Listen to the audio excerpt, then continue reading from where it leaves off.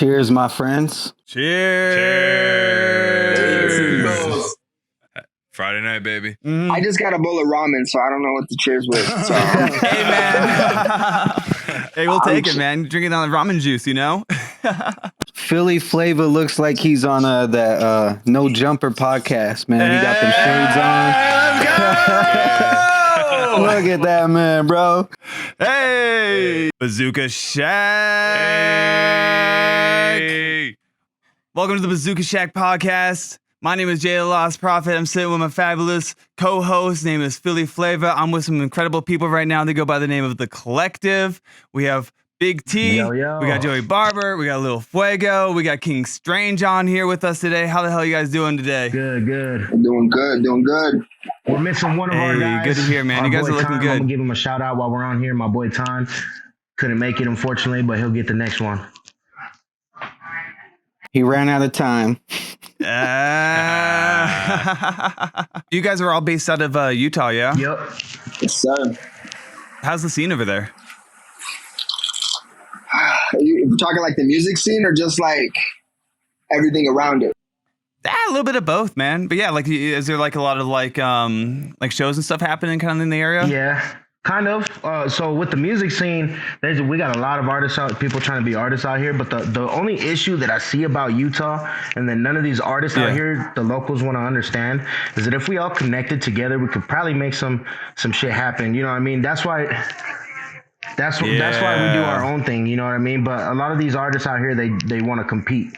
They want to be the best, or they, you know, and not trying to come together to build a stronger tower, so to speak, or build a bridge.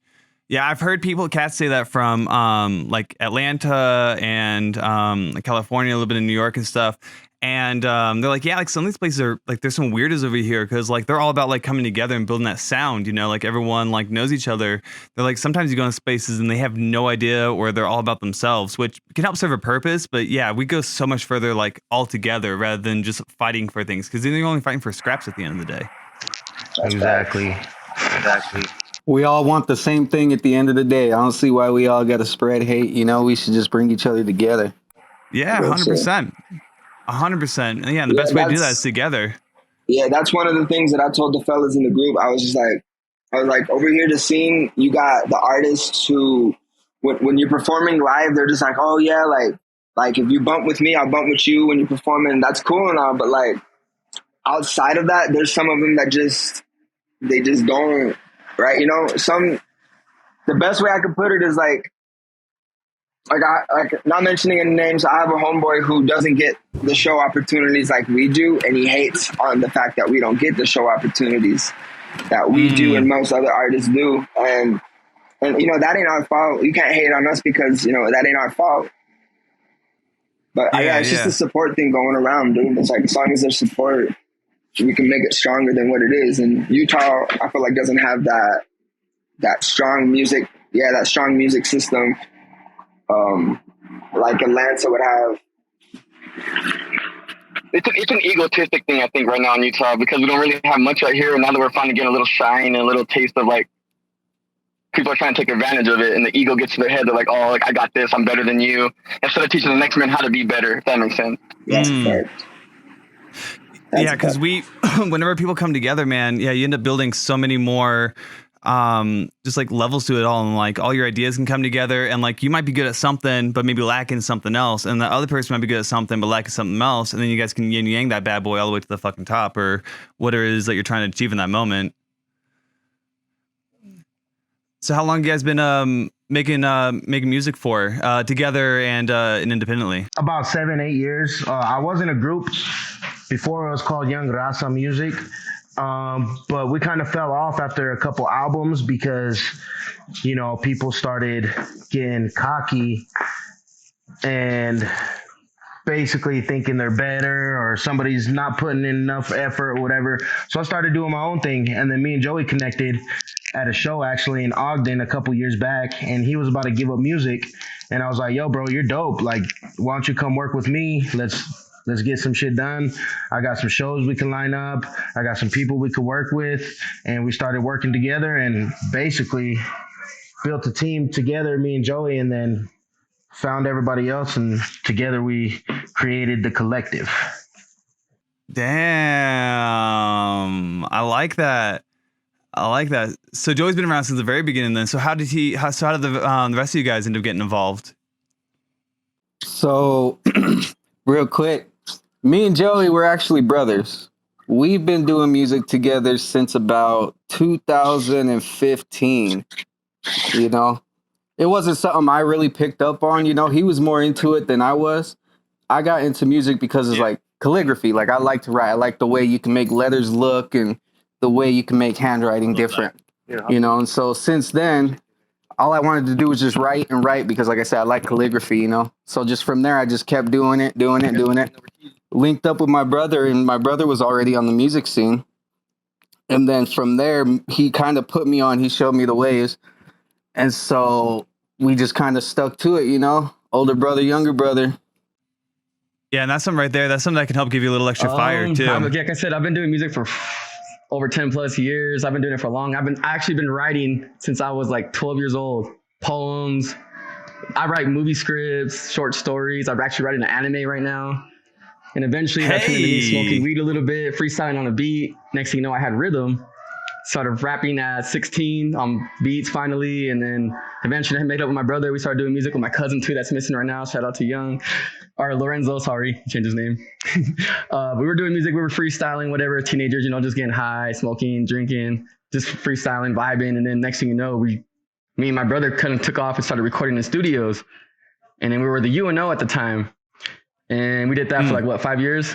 Then we split up. I started doing my own thing. I performed my last show when I met Will, like he said. That was my last show. And he kept begging me to come. I think I came to his house for like 6 months straight. Till finally he was like, bro, we're going to do music. I'm going to sign you. I was like, all right. Hey. And then we started doing shows together. I brought my brother on. We met Alex. We put Alex on. Time's missing, but Time's the newest member we put on right now.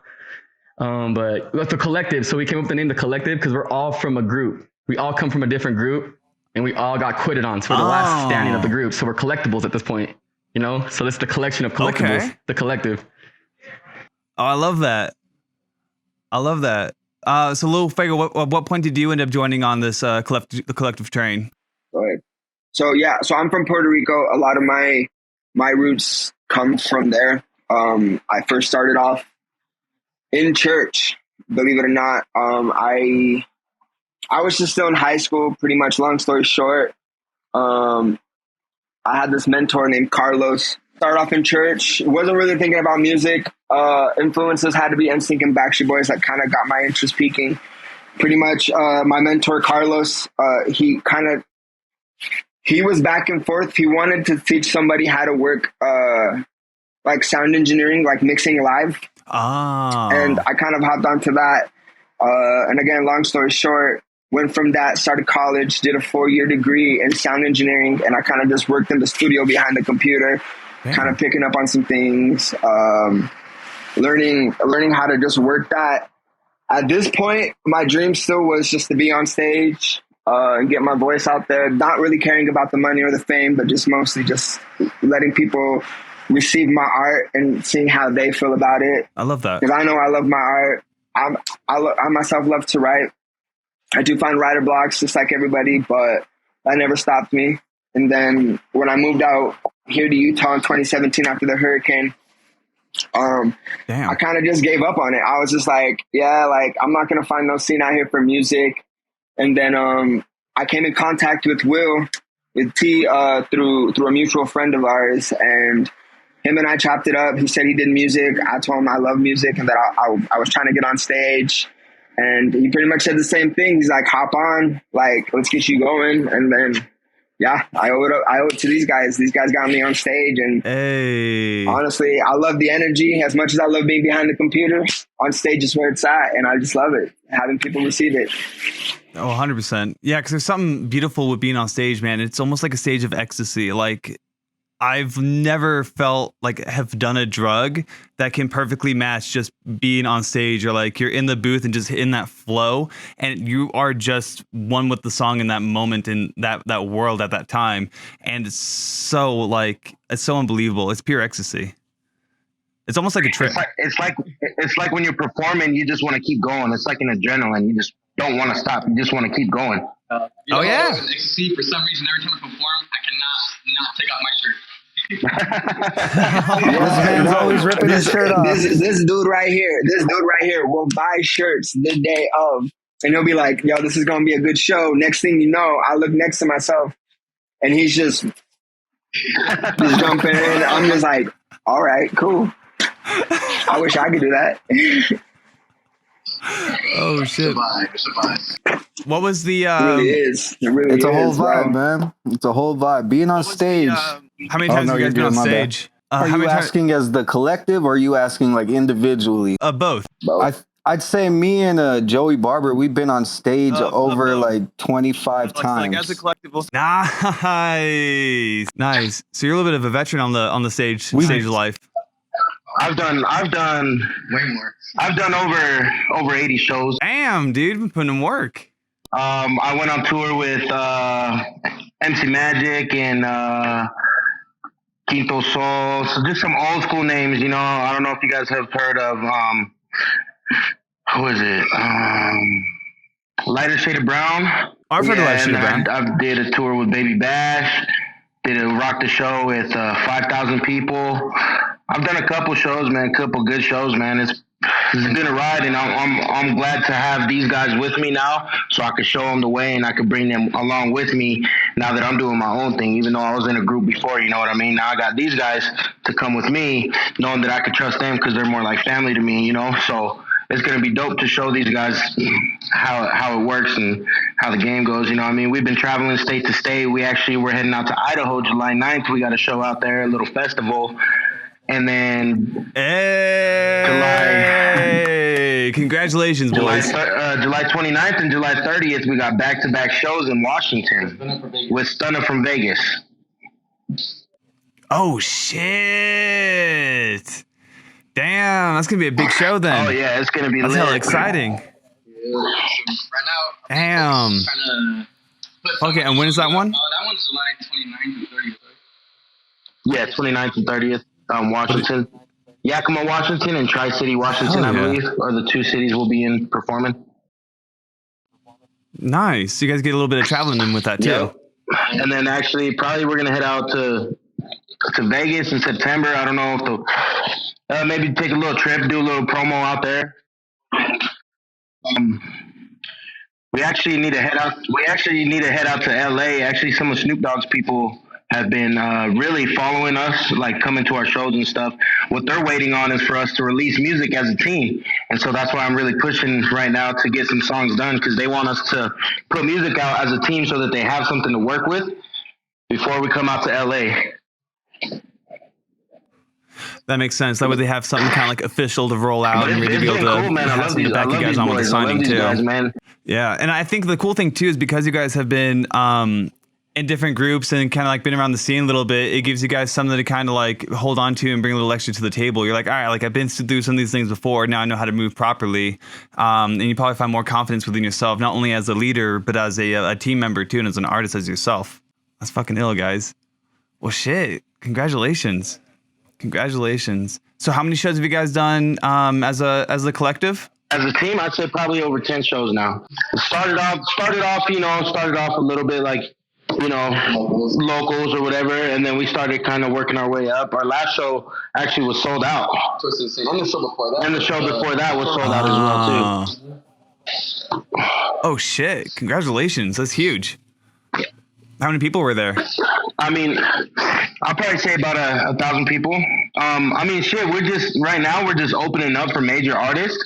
And even when we're touring, you know, going to state, we're just opening up for major artists. But at least we're putting ourselves out there. And when we do go out there and we perform, they love us. So that's one thing that we have behind our backs that a lot of artists don't have. We have that stage energy, that stage presence, the good music, you know what I mean? The people love it. Like anytime we go out, like we bring merch, we sell out our merch, and people just follow and follow and follow. And they're like, hey, you guys need to start dropping stuff. And that's what we're focused on right now.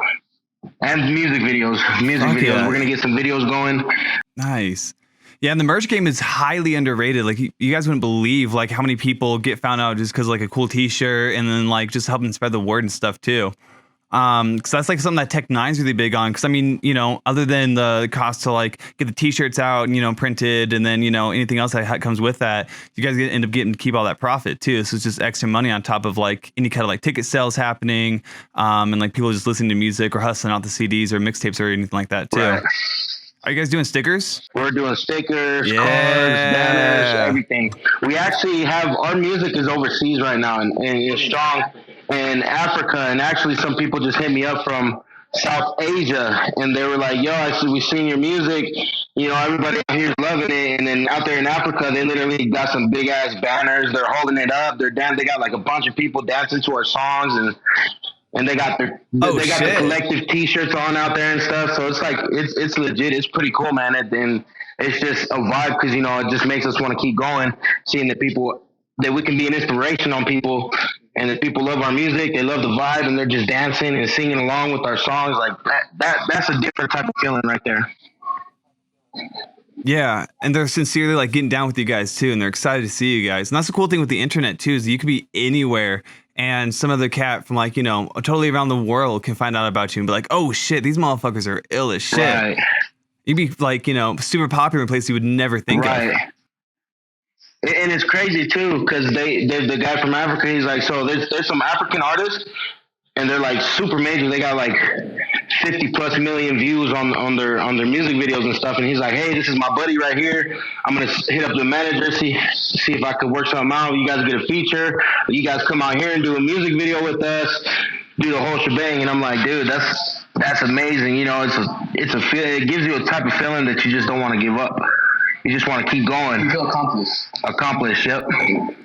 Yeah. So that's the funny thing, because like I told you, I'm new to the whole stage thing, and being behind the computer, you know, being able to like lay down the recording, the tracks, and make all that for other people, that's fun. But the fact that like being on stage just brings a whole nother excitement to me, like that's what's up. Again, these guys, they've helped me get to that point. And then when all of them really just showed me the fact that like they're bumping our music in Africa, they're doing dance comps to it, like that's a whole nother feeling, bro. That's a different feeling for sure. And like I said, it's just having people vibe with our art, the kind of art that we put our time into.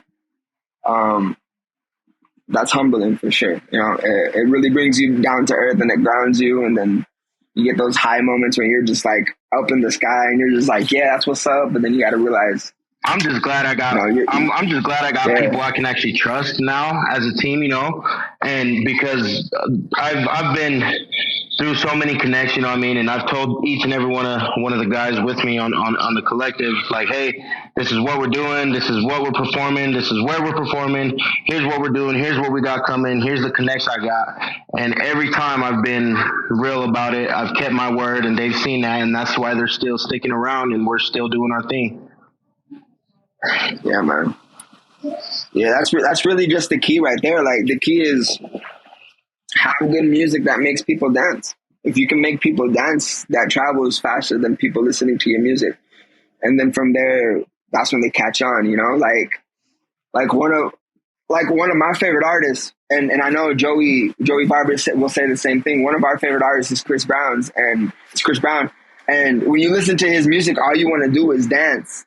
And then you're just like, man, like this is a catchy song. And then when you hear it, you just want to catch on to the lyrics little by little. And I think that's, you know, we all have our influences. That's why we are where we are doing music, and it works, bro. It really works. Oh, fuck yeah. Yeah, and once you can get like that physical movement for someone too, it connects with them way much more than just like something that you're saying. It's like once you're able to like achieve that emotion, and dancing's huge, man, because that's a whole body, spiritual, mind kind of combination too. Yes, sir. And then that's fucking ill. And then, you know, we have our pump songs, and then we got our slow songs that have more meaning. Like Time and T did a song for a homie named Caden.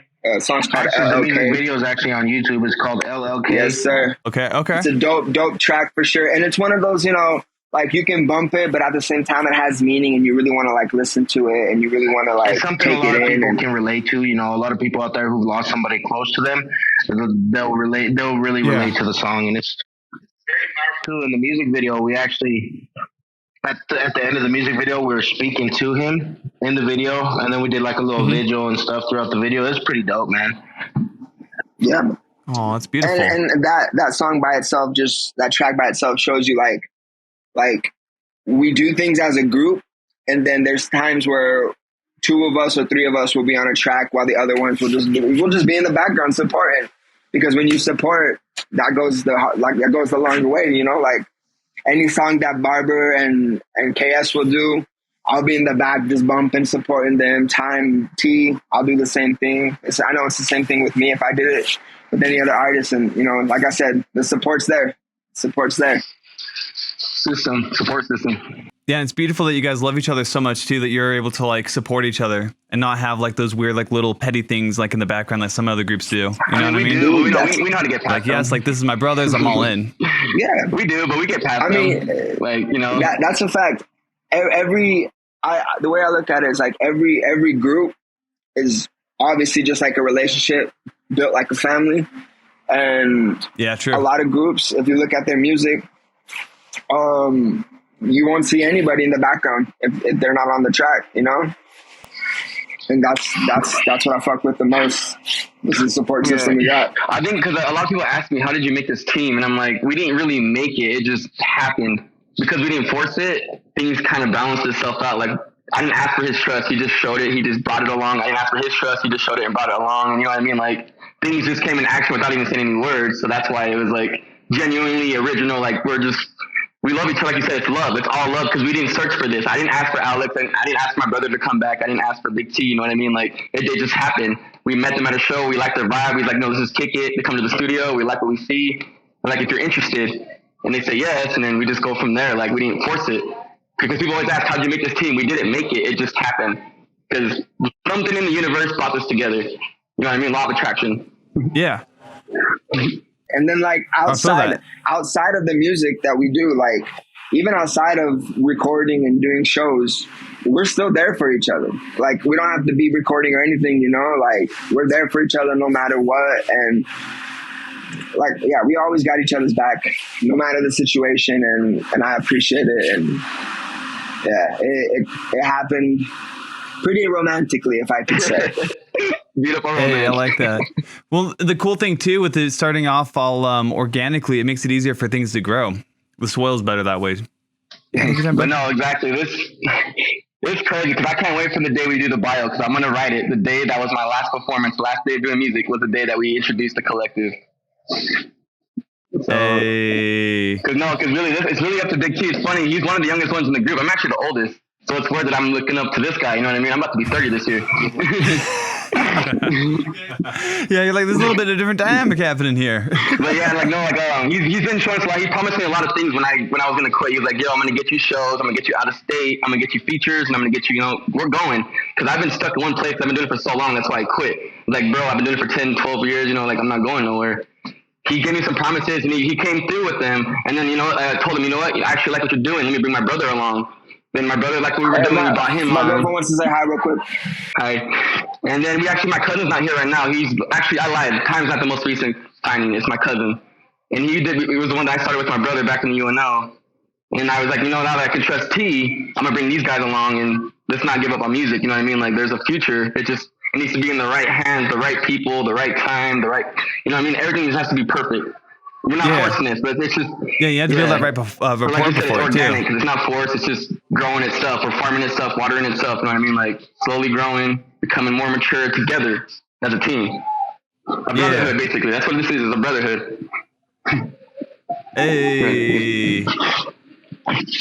What's the, out of curiosity, what's like the general age range for you guys? 19 to 30. All right, nice. Well, it's ill too, because you can talk to like a lot of different people, and like, you know, it helps keep things young, and also gives a little extra wisdom too that way. It helps kind of balance everything out. And it's great too, because then like, you know, big homies can be little homies sometimes, little homies can be big homies sometimes too, because you guys all have each other's back and love each other so much too. We don't judge each other as a team, you know.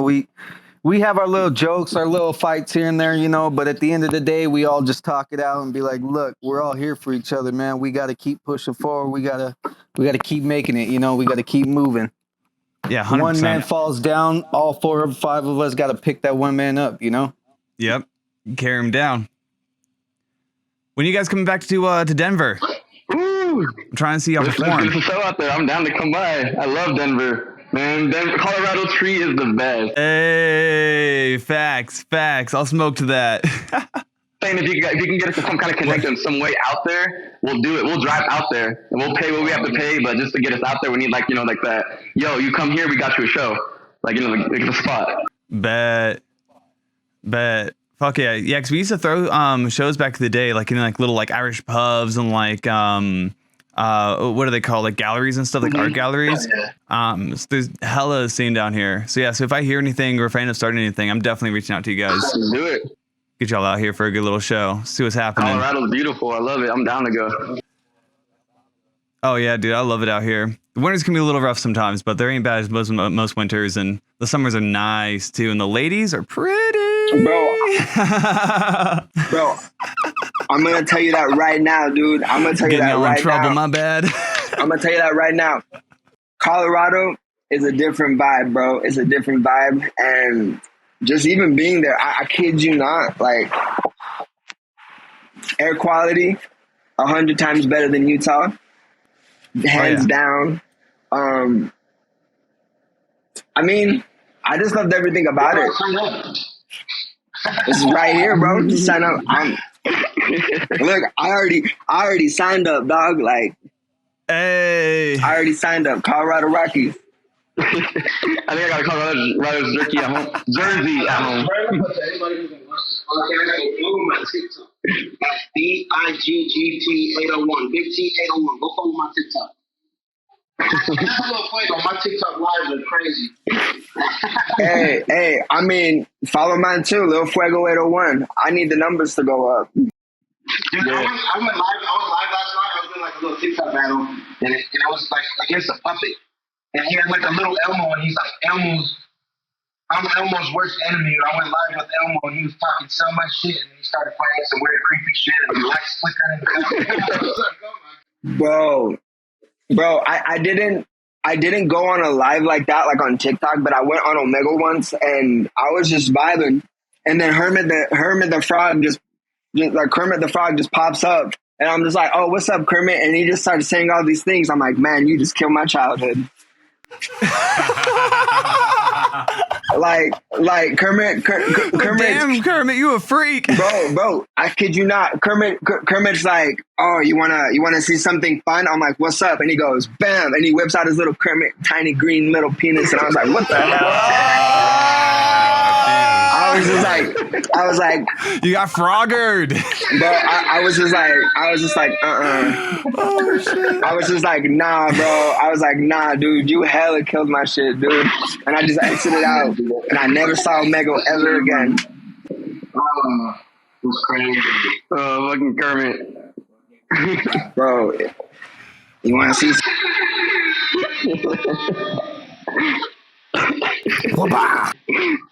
Yo, the internet would be weird like that sometimes, man. Like I've been on Pornhub before, or maybe not Pornhub exactly, but and then all of a sudden they have like the Elsas pull up out of nowhere, and they're all trying to get down. Like, do you want to suck a dick? And I'm like, I don't want this, man. I don't. I went on TikTok, the little Elmo puppet guy on TikTok.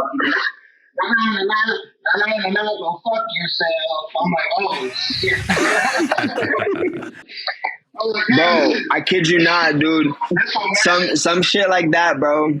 Some shit like that. Like I got a daughter. She's a year and 3 months, and when she'll watch movies like Elsa and like Frozen and all that other stuff, and then I've been in a similar situation where Elsa said the same thing to me just randomly, and I'm just like, I gotta watch this movie. I gotta make sure she ain't saying some dumb shit.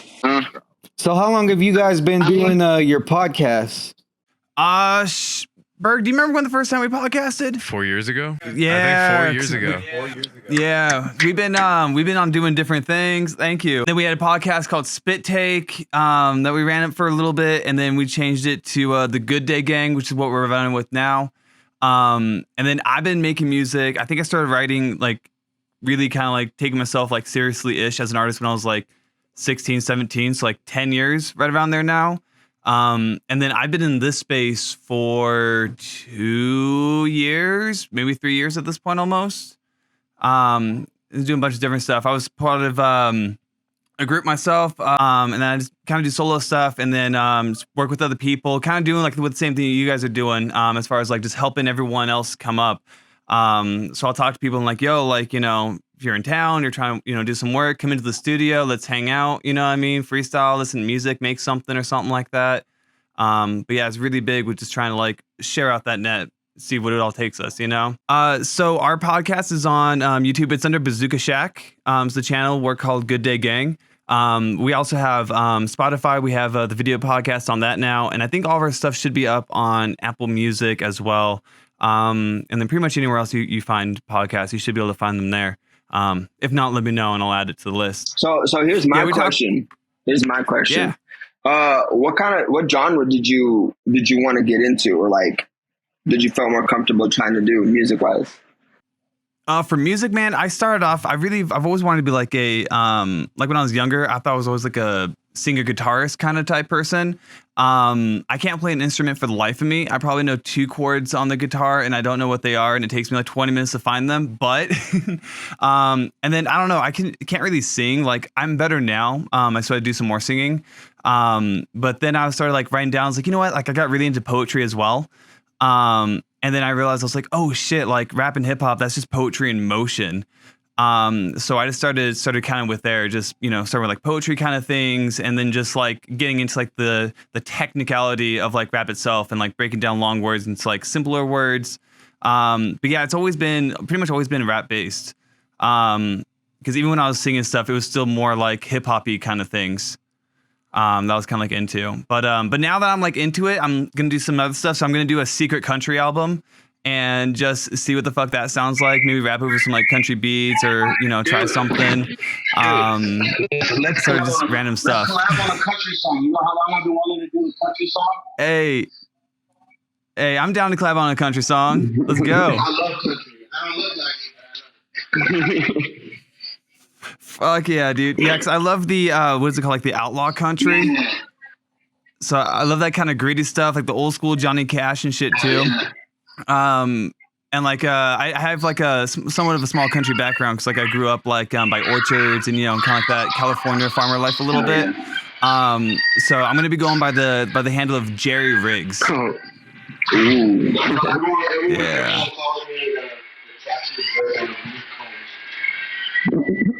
What was that? Everyone calls me the tattooed version of Luke Combs. Oh, yeah, I like that. Yo, it's crazy. I have a cousin. His name is Luke Combs. So when he first started popping up, I was hella confused. I was like, when did my cousin get talent? Why is he selling out the Broncos stadium? And I looked at it. I was like, oh, okay. Someone else. It's not my cousin. Where's my money? Bro, I was like, yo, man, like, what's up? Like, I'm out here. You didn't come say hi or nothing. Like, pick me up in your limo, take me to Red Lobster. Fuck, I'll take Joe's Crab Shack. Man. What you date? Like, This day I pray that my dad has fucked a random chick, and then the son ended up being famous, and he comes to my dad, yo, you're my dad, you're my brother, here's some money. I know it's not the same, but I prayed that my dad ended up with a random kid that's famous. And that's my brother, long lost brother. Damn. I'll be feeling the same because like I'll be getting like people saying like, not musical artists, but like I'll have people being like, hey, isn't this like your twin? And I'm just like, nah. There's a dude from Hannah Montana. His name is Rico, Moises Arias. Oh, I remember Rico. Little Rico. I kid you not, bro. I kid you not. You look up a picture of him with the bald, like shaved head. That's me, dog. Yeah. I swear to God. And people have told me that, and I'm just like, all right, cool. Where's my money? You have to tell the truth, and you acted on Ash versus Evil Dead. Pablo. There you go. I have a lot of people that look like me, or I look like a lot of people. Whatever it may be, I want my money. Oh shit! This cat does look like you. Here, I'm gonna share it. Pablo?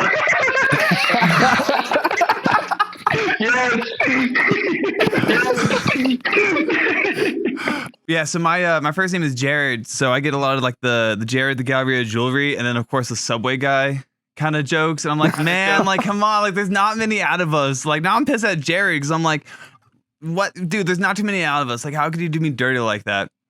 So I try and highlight all the good Jareds, but there's not too many good Jareds out there. It's just not many Jareds at all. That's why I'm glad my name's David, bro. Yeah. Because nobody can really come at me with that. They're like, oh, what? You're David from the Bible? That's the best I've gotten, you know? Right. And that motherfucker killed a whole Goliath with a goddamn slingshot, A whole man. Goliath Like, yeah. with a slingshot. Not half a Goliath. Yeah, all y'all are hella cool, man. I'm hella appreciating you guys taking the time for hanging out with me today. No, we appreciate you for giving us the Fuck time. yeah, dude. Yeah, this is ill. I'm wanting to do this something further than it. Let me ask you guys this though. Where do you guys see yourselves coming up next as the Kollective? What do you guys think? We see you guys as next couple steps. Let's say like the next year I'm for you pretty guys. limited with my time when it comes to you. I'm pretty limited when it comes to my time with years. I'm more of a mentor right now. Okay. I'm not the ghostwriter. I don't write for them, but I'm like the writer when it comes to like correcting. Like you should say this, you should say that. Like a mentor. I like that. So hopefully, I'm hoping for the next 5 years, these younger guys that are in the group actually get assigned to a label or maybe a good connection to where they get management that's high up. I like that. Super high up. I like that. And I'm there with them. Like I said, I'm the writer. I'm gonna get old sooner or later. I'm almost 30 this year, so I'll ride with them as the writer. I'll be the corrector, not the ghostwriter. I feel a little skeptical on my part about me because, I mean, obviously you want to have confidence in yourself, but like I feel skeptical on my part because I feel like I entered late into the scene. I'm about to turn 28, and I'm not sure like how well that breaks into it, but like I'm more than confident. Yeah, bro, I'm more than confident. I'm more than positive. If I don't make it, at least I got to do some shows. If I do, mama, I made it. That's all I can say. And I absolutely love that. Yeah, because it's important to have that kind of back end. And yeah, if they're able to get into a situation, you know, anyone or, you know, the whole Kollective, that ends up being more information for you guys to have too. And for you to keep on with you. That way, when it is time for you guys to like really, you know, bust out the gate, like, all right, this is us, not only as the Kollective, but as a collective and able to do all these things. Like now we know like what contracts look like, what good deals, bad deals look like how to properly handle people, how you should put money aside of people, how the fuck we get into all these shows. Who the hell do you even talk to all these shows? Like, did this motherfucker just steal my beat? I gotta go to his house and beat his ass, like all those other things. Like, but yeah, I mean, like I said, I have a lot of hope into these guys. Like, I know right now the goal is not to get signed from what a lot of artists say, because a lot of people don't realize the money you sign with is the money you use for beats, producers, and features and whatnot. So they go and spend it on chains and money or whatever. So I know it's kind of not the goal, but let's be real. Like, you really want to get signed by someone that knows what they're doing, right? Yeah, because if you're able to get a little bit of capital towards your empire, it makes it so much easier. Yeah, exactly. So right now we're just trying to give these guys a foundation. Like, I'm just trying to get like the last of my youth out. Like, you know, let me just say what I have to say. Let me get an album out. Yeah. Let me do a show with one of my favorite artists, and I'm going to focus on these guys.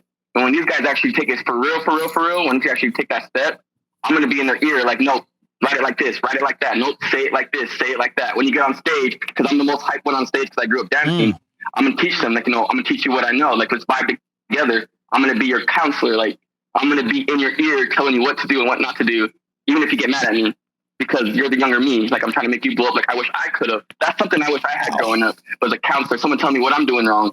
I'm just freeballing here. Yeah, I feel that 100%. That's that same thing is one of the reasons why I started Bazooka Shack. Because it was my goal when I was younger. I was like, yo, like even if I don't make it into like upper echelon or, you know, anything super crazy, like I want to be able to like help out other people and give them a space where they can be safe and create and like get a little bit of that extra expertise. Because like the same thing with you, like if I would have had something like that growing up, like I would have been in a totally different space. And it wasn't until I finally did get my first look from my homie, he let me feature on a song and kind of like bust some stuff down. Dude, even still to this day, it's one of my favorite songs I've ever done. It was like the youngest thing I've done. And now like it gave me the balls to like talk to other people and make my own music and be working better and like get my own studio and stuff. Like, so I'm like living like all the things I've ever wanted to do. And I'm super stoked. And it's beautiful how they ended up too. Cause it wasn't like how I thought it would be, but it's absolutely perfect. Cause I'm doing everything that I've ever wanted to do. That's one thing I've learned that my dad doesn't do. My dad's not very social. That's one thing he's jealous of me right now. But my dad's actually my brother's biggest supporter. I'm surprised he hates rap, but right now he's our biggest supporter. He's riding because he sees that we're doing what he has not done. which is talking to people, letting your heart out. You know what I mean? Interaction. You need to be sociable when it comes to this kind of industry. Whether it's good, and whether it's a good incarnation or a bad, you got to talk to people. You got to meet people. You got to get your heart out there. You got to get your say. And you have to get an earful of knowledge. You know what I mean? 100%. Yeah, and my dad's the same way. My dad, when I first started trying to like pursue the whole music scene, my dad and his best friend Steve and Say, they both were doing music since they were in their teens. I think at one point they opened up for the Beach Boys maybe twice, and some other local artists, people. My dad, but my dad was a bassist, right? So I didn't grow up with my dad, but something instinctually kind of just clicked in me that said, "This is what you got to do." And yeah, you know, I started off like playing drums, piano, bass, guitar. And I fell in love with it, and I didn't know why. He started telling me his story, and then I was just like, bro, like that's super tight. And then I want to say, so we did the Twisted Insane show. That was our last show that we did. And then there was the Capone one before it. The Capone one, my dad told me straight before, he was just like, I'm going to let you know now, Alex, you're not going anywhere with music. I'm like, what do you mean? And he's just like, well, because, you know, that comes and goes. Take it from me. I opened up for the Beach Boys twice, and, you know, look where I'm at. I'm working in a warehouse doing like 15-hour shifts. And I was just like, and I told him, you know, I said, look, man, respectfully, I love you. I appreciate you. And I'm thankful for your opinion. But the genre that we do, no, I told him straight up. I said, the genre that we do, R&B, hip hop, kind of whatever we try. I said, you got to understand, you did rock. Rock is like maybe 5% of the population that goes around, kind of, maybe even a little bit more. R&B and hip hop. I said R&B and hip hop, some of our songs could even be pop if we wanted to. Pop, R&B, hip hop, if you combine those three on a graph, bro, that's bigger than rock will. That's either as big or even bigger than what rock could be. And I told him, I said, look, bro. And I told him, I said, this generation, they want to dance, they want to have fun, they want to vibe. Doesn't matter the age. You got 13-year-olds that are over here. Yeah, like you got the youngest age is probably 13, to my knowledge, of 13-year-olds that are just vibing, smoking, doing all this shit. And they listen to the music we make. Obviously, we're not trying to condone the things that we say, or if we do say things, or we don't support what they want to do as young teenagers. But like the population, the graph is so big right now for us that I don't think it's easy, but it's very accessible. Yeah. Yeah, the accessibility part of it is huge because it's more accessible for not only for people to make it, but it's accessible for the people to listen to as well.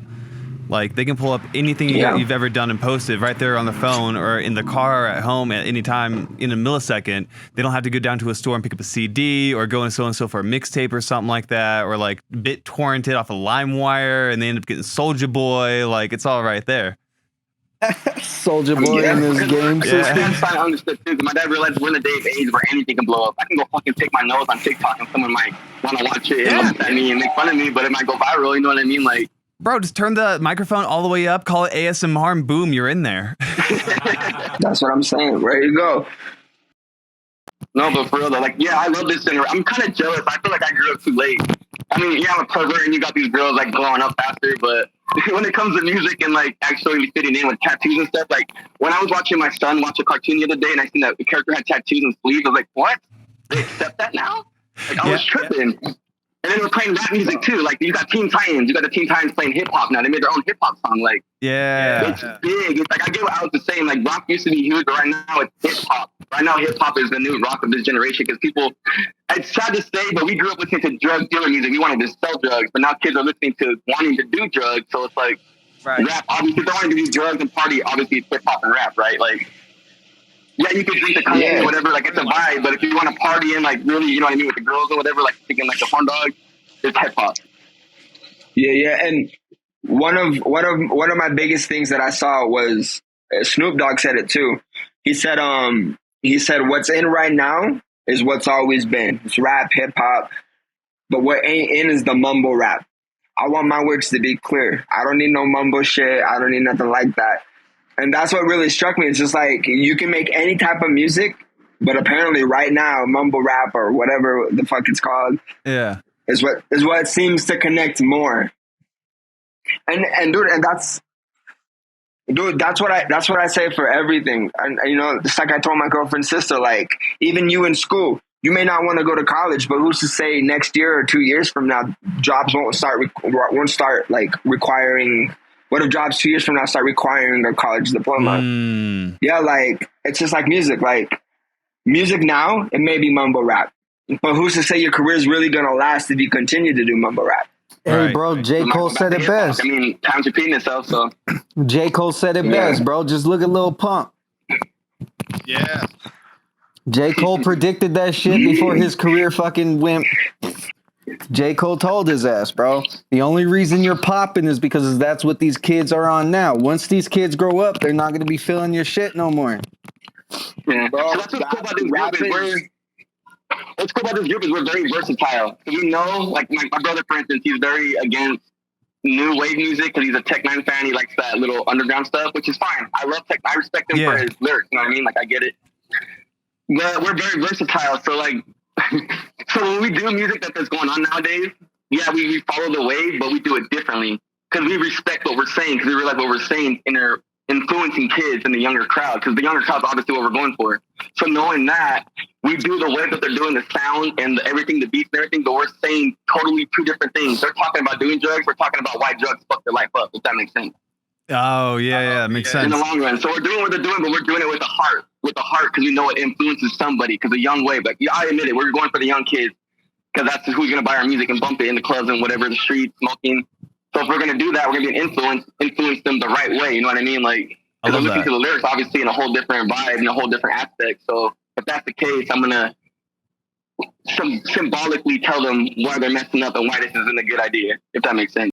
Oh, I totally feel that. Like me, for instance, like, you know, I'm get down and whatever, I like to party, but a lot of the times when I'm bringing things up, it's not like oh, like I'm partying, I'm doing XYZ designer drug inserted here. You know what I mean? It's like, oh yeah, I'm up on cocaine and this is all the tragedy and like all the weird shit that happened. You know what I mean? That was kind of like with it.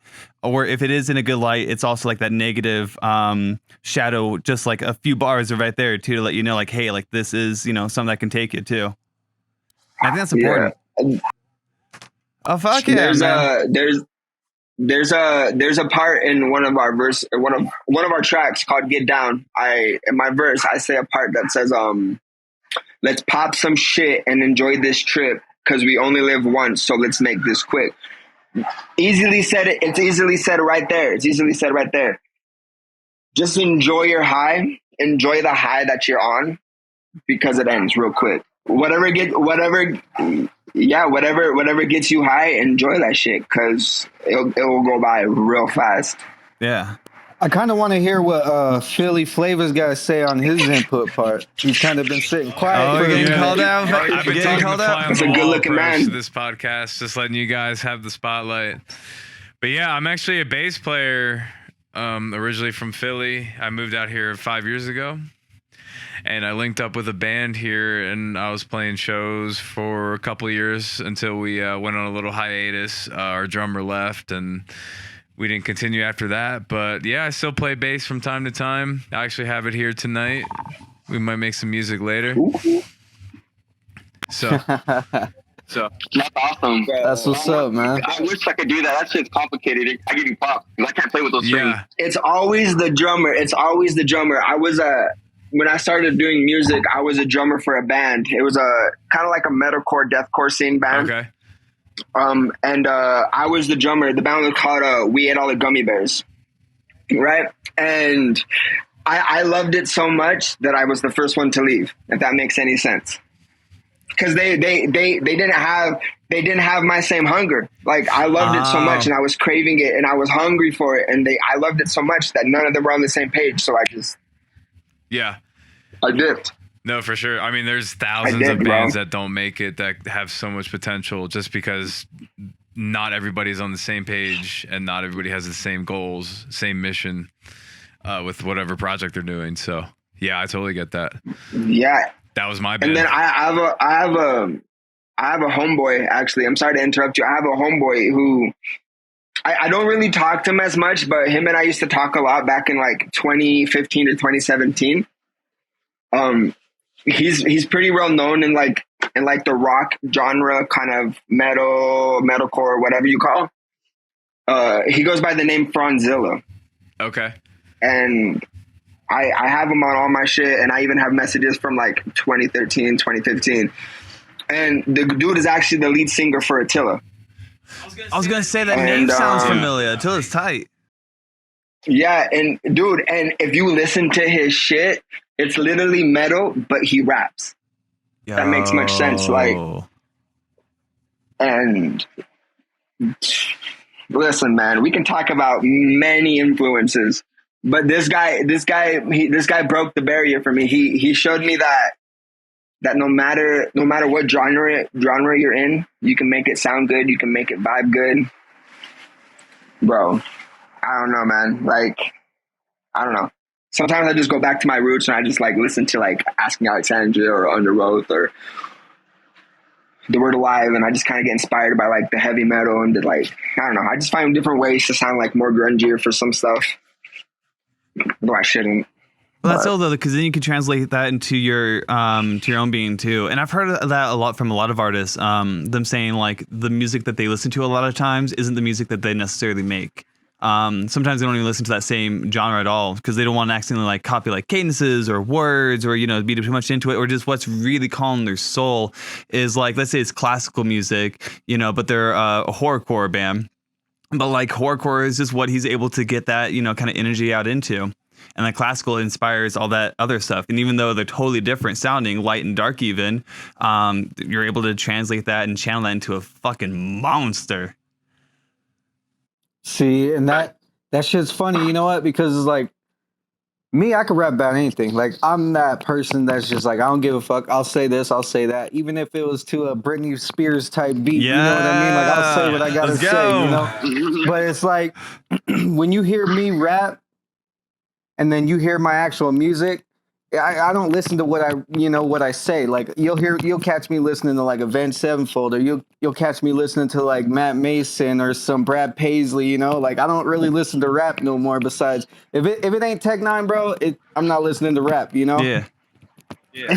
Dude, that's me. Like, again, I got started with like NSYNC, Backstreet Boys, Shamely. I don't think it's like Shamely. I don't think it's Shamely, but like, I specialized in boy bands not because of the music, but because of the harmonizing. It's so much harder to harmonize with somebody else. That's true. Than it is to do anything else. What about B25? Hey, not even. You mean B2K? B2K. Yeah, B2K. That's what I thought. Yeah, I checked you real That's quick. what I thought. That's what I thought, bro. Mario? Hey, bro. We don't talk about Omarion. But for real though, like they got me into music and I kind of just went up just like that. But as I was coming up, like I branched out, and then, you know, that's when like YMCMB happened, you know, Chris Brown, Chingy, like those were my coming into. Chingy, Frankie J, Baby Bash, Chris Brown, Lil Wayne, obviously. The dope OG GOAT, rest in peace, Mac Miller. Yeah, like, I'll drink to that. Bro, yeah, no, dude, Mac Miller for sure. We drinking for sure for him, bro. He's what inspired me. Like, right now, for people like me who can't rap but can sing, Black Bear. Oh, Black Bear's Black. Black Bear and Black. Those are the two guys that I fuck with. Arizona Zervis. But like I'm saying, like, I love rap, but I can't rap. So if I want to do rap, I gotta sing rap. Okay. Okay, Greg. Thank you. Hey, but that gives it a little extra sauce too. You know what I mean?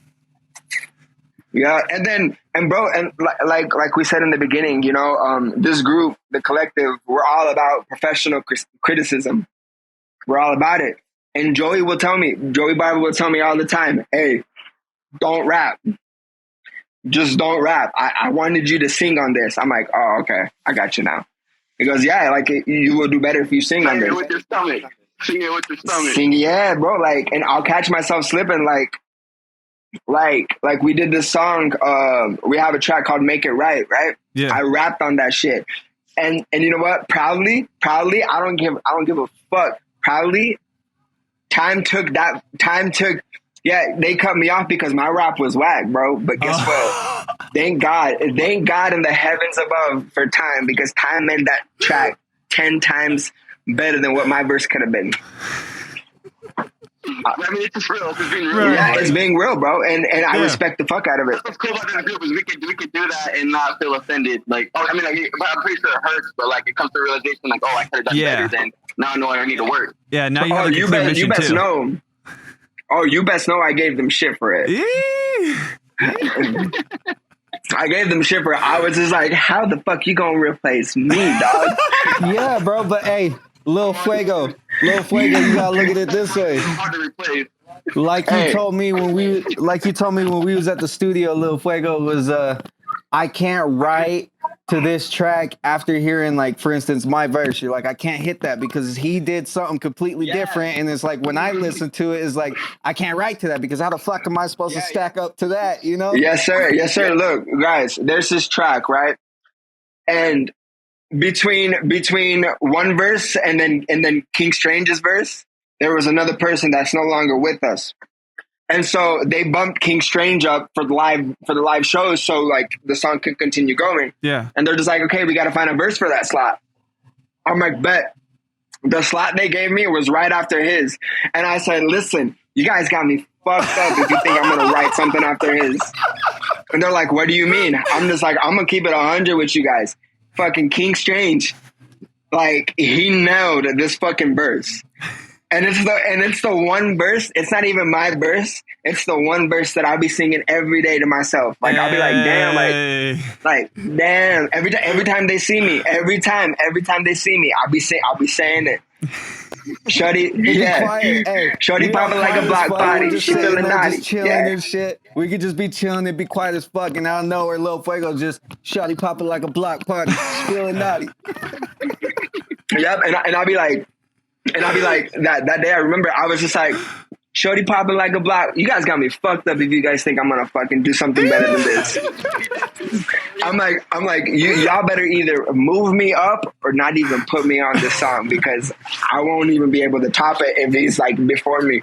And they're like, no, you're gonna go before him. I'm like, okay, cool. Maybe I can try so something. So that motherfuckers put me last, bro. What? Yeah, because I'd be like, if you're going up on stage for like comedy and like Jim Carrey opens up right before you, and you're like, how the fuck am I gonna follow this? Like, he's a fucking mastermind. You come up there, so dude, yeah, anal's weird, right? Bro, I kid you not, and it's just like. And it's like the same vibe it's like the same mindset too that I have when we're doing shows for, like, for example, Twisted Insane. We've done it twice where we went on before him. Oh. Not after or two before him, but before him. And in my mind, we personally requested it for that last show. Yeah, he personally requested us for that last show. And then in my mind, I'm like, how the fuck are we going to top Twisted Insane? How are we going to prepare all these fans for him? We did it. And we always end up doing it. And it's just, like I said, it's humbling, bro. No, he actually invited, after that show, he invited us to the back room. It was me, Will, and his mom. And I was like, what are we going back there for? I was so confused. And when we went to the back room, I seen Twisted Insane. I was like, what the fuck? Damn. He kicked every other artist out. He's like, you guys had a great show. You guys fucking killed it. I loved it. And he said that someone just dropped off his tour. He's like, someone just dropped off. I want you guys to get on it. I mean, it's going to cost you 10 G's, but I want you guys on it. And I was like, all right. Like, he took pictures with us. He gave us his number. Like, we got contact information. Like, he absolutely loved us. He pulled us to the side of the room just to tell us how much he loved us. And I was like, I mean, he's not the hugest artist, but he's got a big upcoming. Yeah. Like, he's got, and they're very loyal too. It's a very loyal fan base. They love us. That's still starting off. You know what I mean? Like, he shouted us out. He absolutely loved us. We went into that room. He was just, it was all smiles. Like, bro, you guys fucking And killed see, it. it was the crazy part was this room that we went in was a room for the artists to be in, to be next to perform. You know, they're back there getting ready, hyping themselves up, this and that. He kicked every other artist that performed out that back room, pulled us to the back, and started talking to us. Damn. It's humbling, bro. It's humbling. That's phenomenal. Yeah, Congrats, guys. that was a humbling experience. Like, it was awesome. Like, we told them we declined it. We're like, we can't do that because 4 months off of work. Like, I don't know, I'm a barber and I can create my own schedule, but I got kids. You know what I mean? Like, I can't do that to my wife right now. Like, that's just a little too much. But thanks for the offer. Like, that was very humbling, and I was very upcoming. Like, yo, we could do this next time. Like, you know what I mean? Like, watch us next time, though. Next time, like, next year, if you have a show out here, you want us on it, we'll do it. We'll prepare for it. You know what I mean? Like, but right now, it was kind of all of a sudden, like, I didn't expect you to like our show that much because I know you personally requested us, but now you want us on the tour. Like, let's slow down a little bit, you know what I mean? Like, we're prepared for this. And see, if you know Twisted Insane, he does completely underground music. Like, that's like some Brother Lynch Hung, you know, some Tech Nine. He's got a certain style, he's got a certain flow. And for the fact that he liked our music, because like they've been saying this whole interview, you know, it's just we come with different styles. You know, I got my own. Lil Fuego got his own, you know, Joey Barber got his own, Big T got his own, and you know, and so on. Everybody has their own precise in music, and not only that, they kill their flows, they kill everything. You know, they're best at what they do, and what they do is the best. You know, yeah. And he loved it. He absolutely. I can't even. I wish I could say it in words, but I can't tell you unless you were there. Obviously, you know what I mean, but. Like I said, he's not the biggest artist, but the following and the fan base that he has and the foundation he's built for someone like that, that's very, I've heard how picky he is. I've heard how, not that he's a dick, but he's just very assertive. Yeah. If you get what I'm saying. Yeah. He knows what he likes. And for the fact that he pulled us aside just to tell us how much he loved our performance and he wants us on tour with him, I was just like, wow, first you started with, you know, you wanted to open up for you because you were from Utah and you're coming out this. We need them essays. You got like Trinell. Trinell's gonna be there. Nine's level. It's gonna be a huge festival. A huge festival. I actually got to meet, besides Tech Nine, bro. I got to meet Twisted Insane. That's an idol to me. I got to meet Tech Nine. That's an idol to me. And I also this recent show out in Idaho. I got to meet Spade the Ripper. Spade the Ripper is amazing. Bro, I was talking to him personally, bro, man to man, face to face, man. My heart was just boom, boom, boom, boom, boom. And I'm just like a little schoolgirl, you know, talking to her crush, you know. I was just like, damn. You love that. Like, you're here right now, you know. That was amazing. It made me feel good, you know. Yeah. Like, they're not the biggest artists in the world, but they're huge compared to us, you know what I mean? Like, and the fact that they wasted their time to talk to us and say how much they appreciate that we came through, like. Yeah. So on an experience just like KS's, this is gonna sound super whack, but like I said, NSYNC kind of grew up listening to them, fucking loved them. I'm telling you, bro, NSYNC is my shit, bro. No, I'm telling you. So I was living in Puerto Rico when Justin Timberlake was filming his movie Runner, and I personally stood outside the scenes behind the barrier, just waiting for an opportunity to say what's up to him, right? Just a simple opportunity. Finally came to me. I said, Justin, what's up? Can we talk? Oh, shit. Fuck no. I was like, okay. I was like, okay, at least you talk to me, bro. At least you like, and I was just like, damn. And so then I had to think about it. And then there's two, bro, there's two types of celebrities. There's two types of celebrities. You got the celebrities like Spade the Ripper, Twisted Insane, that will take their time and they'll talk to you. Even if they like you, they'll talk to you. If they're picky, they'll still talk to you as fans. And that's what I respected the most out of Spade, is when he got to talk to like KS. And then you got celebrities who are just so like tunnel vision. They're like so directed into what's going on right now in the moment for them that they don't give a fuck about what's going on around them at all.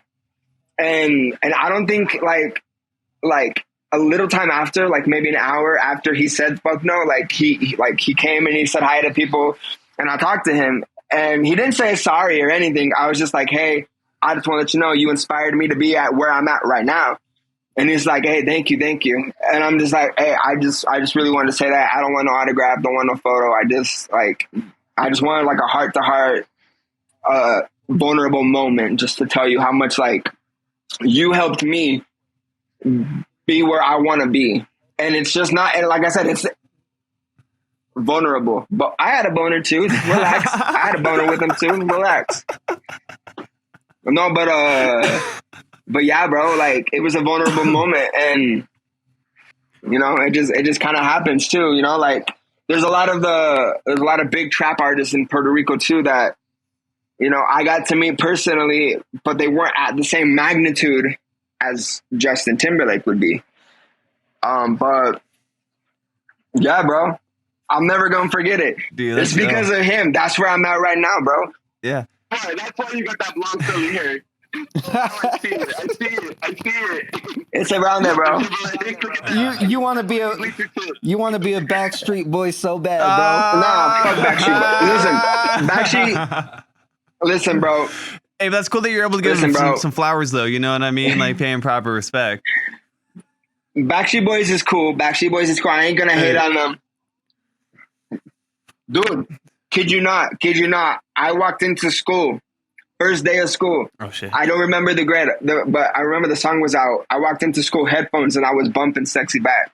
Hey. I knew I was ugly as fuck, but you know what? I was still feeling myself, bro. I was feeling myself.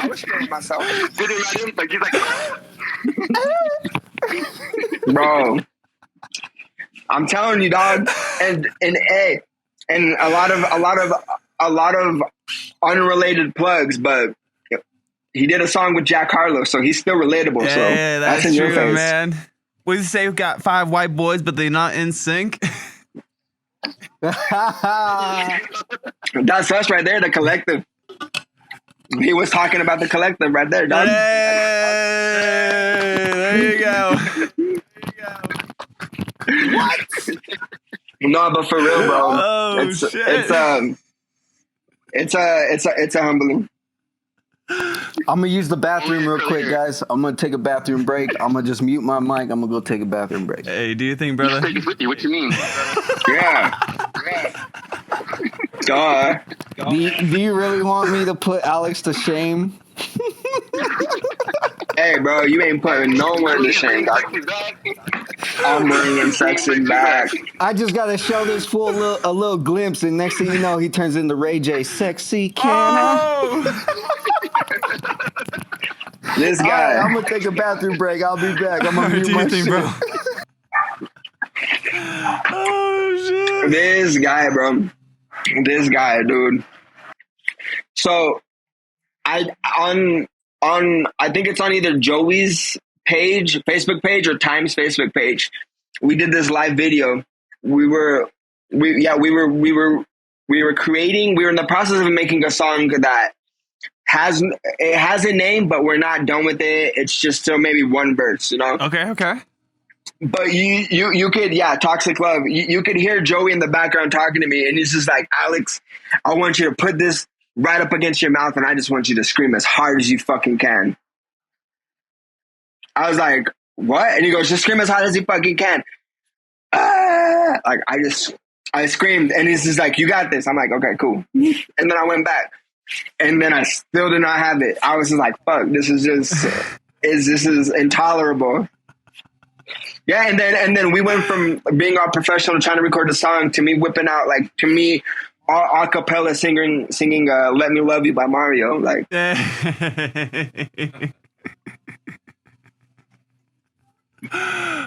oh, baby, shit. I just don't get it. You know that there are lies, bad as you are. Yeah, you stick around, and I just don't know why. Hey. Yeah. If I was your man, baby, you never worry about what I do. Never mind. Anyway, that's like, bro. And then, you know, and like, so while we still make our songs and we still do our tracks, we come together and, you know, we show each other songs. You know, we want to do covers too. Because what's YouTube without covers, Yeah, that's true. That's true. right? Yeah, and this Well, shows that's like a the point. creative spread that you guys can kind of do. And then people are checking you guys out. And they're Yeah. like, oh shit! Not only do they do like these kind of styles that they're kind of known for, but they're reaching out to like Elvis and like Mr. Rogers and I don't know whatever else. Yeah, and it could be a laughing subject doing covers, but at the same time, that just shows how creative and vulnerable you could be. Exactly. Because you can, like, bro, I could probably take Mariah Carey and Old Bastard's remix of Sweet Fantasy and make it fucking like Old Dirty Bastard's Sweet Fantasy and make it like super fucking hip hop or you know, like yeah, it just kind of depends, but yeah, let's put your own little spin on that bad boy. yeah, I mean, you should have seen Joey the other day. He was singing Britney Spears like at full, yeah, bro. Yeah, I have a couple Billie Eilish type tracks that I'll put on every now and then, and just like totally try and do a song as if I'm a pop star girl, and I'm like, ooh, brand new Chanel skirt, my heart really hurts. That's what I'm saying. Vocals. I'm okay. But it's fun though, man, because that helps build you as an artist too, because you never know what you end up gonna be good at, and like it's all practice too, you know. It really is, bro. It's fun. Really, when you're having fun, the best comes out. I feel like.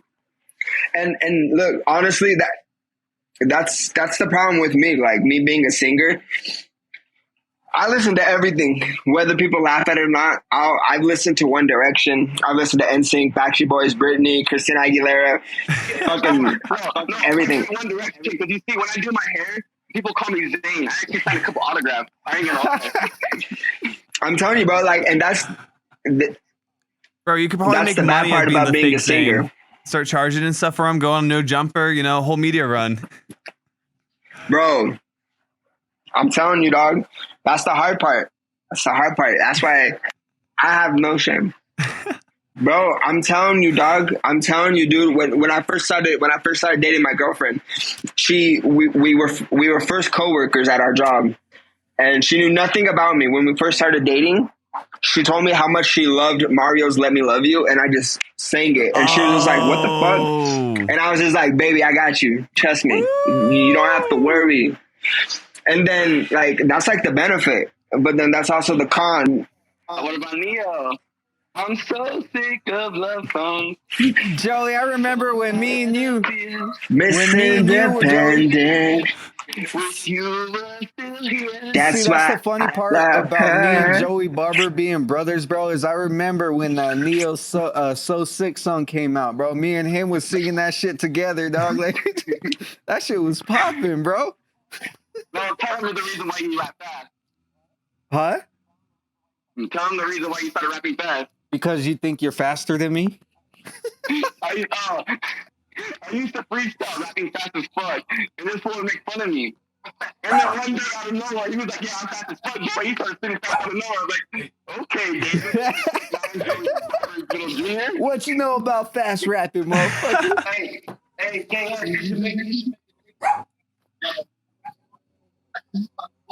I'm fast as fuck, boy. and just start rapping. No, see, Bro, if I was to make a video, Instead of running, you just start singing. oh no. Hey, my mouth ain't gonna be the thing spitting as fast as fuck, bro. Give me 5 seconds. I'll show you fast. hey, but the reality of this is you can rap fast, but can you remember the lyrics? If Oh, that shit's hard. Bro, I can What you mean? I can remember my lyrics from back in 2009, 2010, bro. Like, what do you mean? bro, I remember my lyrics. I remember my brother's lyrics. I remember my cousin's lyrics. I remember everybody's lyrics. bro, do you know how hard it is to write songs going from years on years and you still having to like try to remember your lyrics and trying not to only remember your lyrics, but when you're writing a new song, trying not to use any of your lyrics. I can't even remember the last girl I did, and I have a married. What you mean? This guy. This guy's wilding right now.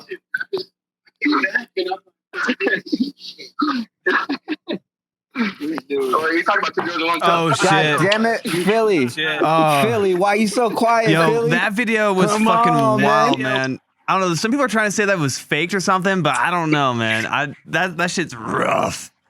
That destroyed me. At 13 years old, that video destroyed me.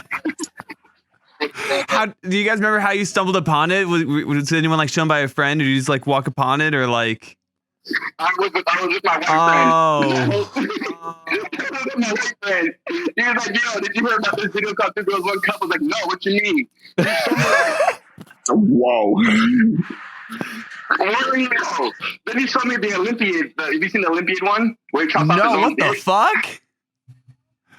You haven't seen that one? The Super No, I haven't Super seen that Olympics? one. What the hell? Full chops off his own little penis, yeah. I was like, bro, I'm 13. I'm not going to chop off my Bro, penis. I was on Omegle one time, and I saw this motherfucker. He put his junk on a tree stump. And then we're like, what the fuck? And all of a sudden he put zip ties around it. And then we're like, what the fuck? And then he gets a nail. And then he pulls out a hammer and he starts like hammering his dick into this tree stump. And we're like, okay, that's it. We're out. We're off the internet. This is too much. We hung around way too long for this one. I was like, Jesus Christ, dude. Bro, I'm like, yo, I'm just trying to make some internet friends. I'm not trying to see this. So I got locked up back in like 2012, 2013. I went to jail, right? Fucking when I was locked up, bro, there was these motherfuckers that sharpened up their little toothbrushes because the toothbrushes they give you. No, yeah, you got a kaniki, bro. There's these little toothbrushes they give you. They're about that big, right? They sharpen up the end of them, and then they get these dominoes, right? They break them in parts, and then they fucking shape them and shit. I literally sat there in jail, locked up, bro, watching these fools jabbing their fucking junk, you know, and sticking these little fucking domino pieces in there. And there was this dude that did that. And so the next day, bro, his dick got infected, and then he had to go to the fucking emergency room, you know, because he poked a hole in his shit, put the domino piece in there. They call it a kaniki. Yeah, kaniki, bro. What the fuck is that, man? Bro, What the? his dick Who got is that infected and he had to go to the for? hospital to get it removed. Yeah, that's a negative. Bro, they had to to me. cut his dick off. If you ever go to jail and you get asked if you Say want no. a kaniki, Say no. Say no. That's a negative for me, dog. That's a negative. Shit got infected and he went to the hospital. And next thing you know, 3 days later, they had to cut his shit off, bro. It was done. Why are you talking about my baby stories? This guy. It's fucking wild, bro. There's crazy people out there, G. Oh, man. Some people I call chlamydia. What you talking about, bro? What? Whoa. This guy. I thought the AIDS was a secret. It ain't a secret no more. Hey, you know what? Yo, speaking of chlamydia, there's one time I went to Planned Parenthood and I was super concerned, man, because like I had like this rash thing going on, and I was like, fuck. No, this girl, because I was dealing with this wook, like this wook lady. She was hopping around. She told me she was clean, but you know how it goes. And so I'm like, man, like it's kind of itchy and everything. And I've already been done dirty once beforehand. So like, let me go get checked out. And so I go in, you know, I sign the paper and everything. Doctor comes, she checks me out and everything. And she's like, so where is it? And I'm like, oh, it's in this area, kind of here, you know.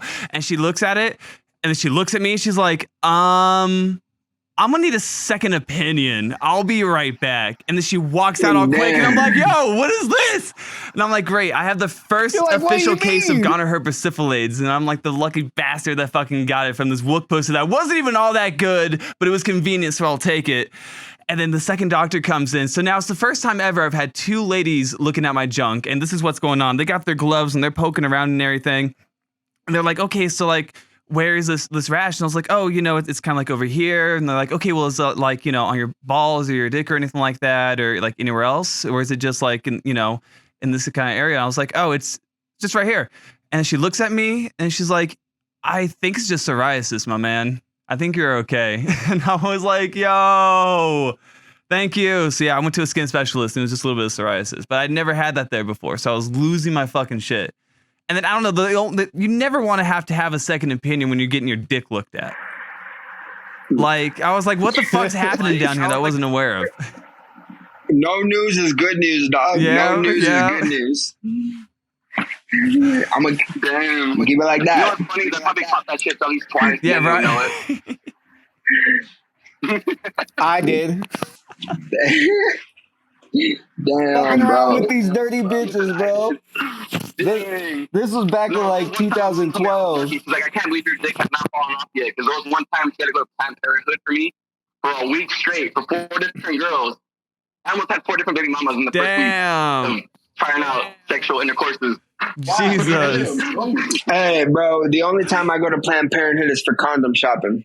Hey. This guy, $1 for 4. Yo. $1. You should always be safe. You should always be safe. They're cheap and Lil affordable. Fuego. Hey, used to if you have $1 to. at Planned Parenthood will get you 4 condoms, bro. And they're not even good quality condoms. Them bitches break, bro. But for $1, you can get 4 of them condoms. That's why I double wrap that shit like a Subway sandwich, bro. Hey. Your dick ain't even a Subway. It's gonna be a bitch. You're like the Walmart brand of Subway. You don't even get that 6-inch, bro. You get that 3 inches and you done. I thought we was big here for facts. an interview about our team. We're over here talking about fucking Hey, bro. gunnery and shit. They probably have brothers out there that we don't know about. Hey man, this is the beautiful part about our podcast. You know, I mean, this is these things we gotta talk about. It's important for the community. We're all being ourselves right now, bro. That's what I love about it. Everybody's just enjoying it. Yeah, we're here to have a That's good why I time, got man. 10 siblings. My dad was a hoe. Hey. Hey, that's why I got 10 other siblings. What's up? Hey. There's other little fuegos out there. I know you do, Mr. Pablo. You see your brother's famous on fucking Evil Dead. Hey, Prophet seen it, bro. He looks just like you, dog. Shave that little beard you got. Shave your little I'm sorry, fucking bro. poop stash. Little Ricky. You know, sometimes I like to think that my clone is Little Nicky. Ooh. Lil, Clown. Lil Dicky. Little Dicky. You want Little Dicky as a brother? Lil. Hey, Prophet. Yeah. Hey, Prophet. Nope. You should spit some bars real quick. Let's see what Shit, you you want me to got. rap something? Let's see. Yeah, I'll let's give you hear it. Do it. I'll give you a cut off of something I read a while ago off of Death the Kid. It goes, bad for business and good for the soul. The whack the witness and bury him cold and tap the pippin. I'm taking control. I can't be skipping my clickers in tow. The pack to the trains to the reaper I sow. The rags to riches the ultimate goal. The bag is dripping and look at me flow. Your facts are different. I'm counting your tolls. The tracks I'm drifting, speeding for poles. The wax I'm gifted reforming the mold. The class have written reborn in the goal. So pass the spliff and ditch what you hold. Yeah. Right here. I remember this verse every artist has spit it for. Because I'm tattooed, I'm regulated, but didn't know that I'm dedicated. And if you need to be devastated, I'm doing more than they estimated. I was holding shit like I was complicated, and when I lose, they was celebrated. The Terminator got Terminator. I was forced niggas who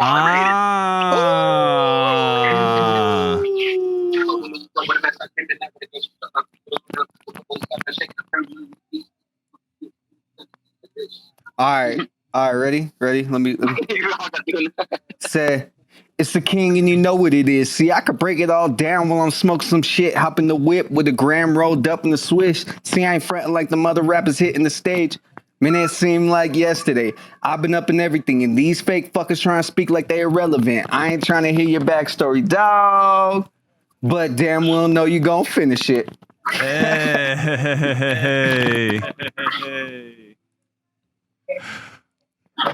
That was tight. We're ready. Where'd he I'm telling go? you, we're ready. There We're he hungry. is. Hey. Hungry, bro. Hungry. Sorry, Little mustache? my mama called.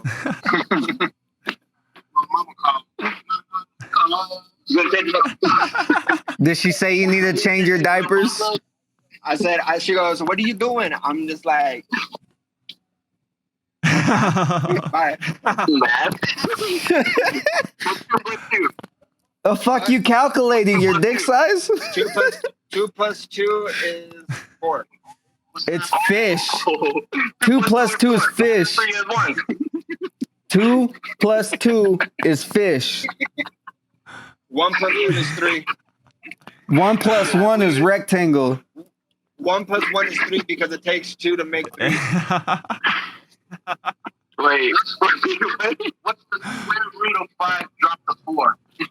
That sounded more like a threat. Basura. He said that sounded like a threat. This is one of my favorite great bars. Square root of 8 or square root of 64 is 8 something. I thought we were talking about this. We can't do math. The fuck? Really? You were talking about percentages in centimeters. Remember? Yeah. The width. You were talking about the width, and you were talking about the length. Yeah. Just for mathematics. I think there's something wrong with the tape measures nowadays because they don't get my size on it. They don't go that small?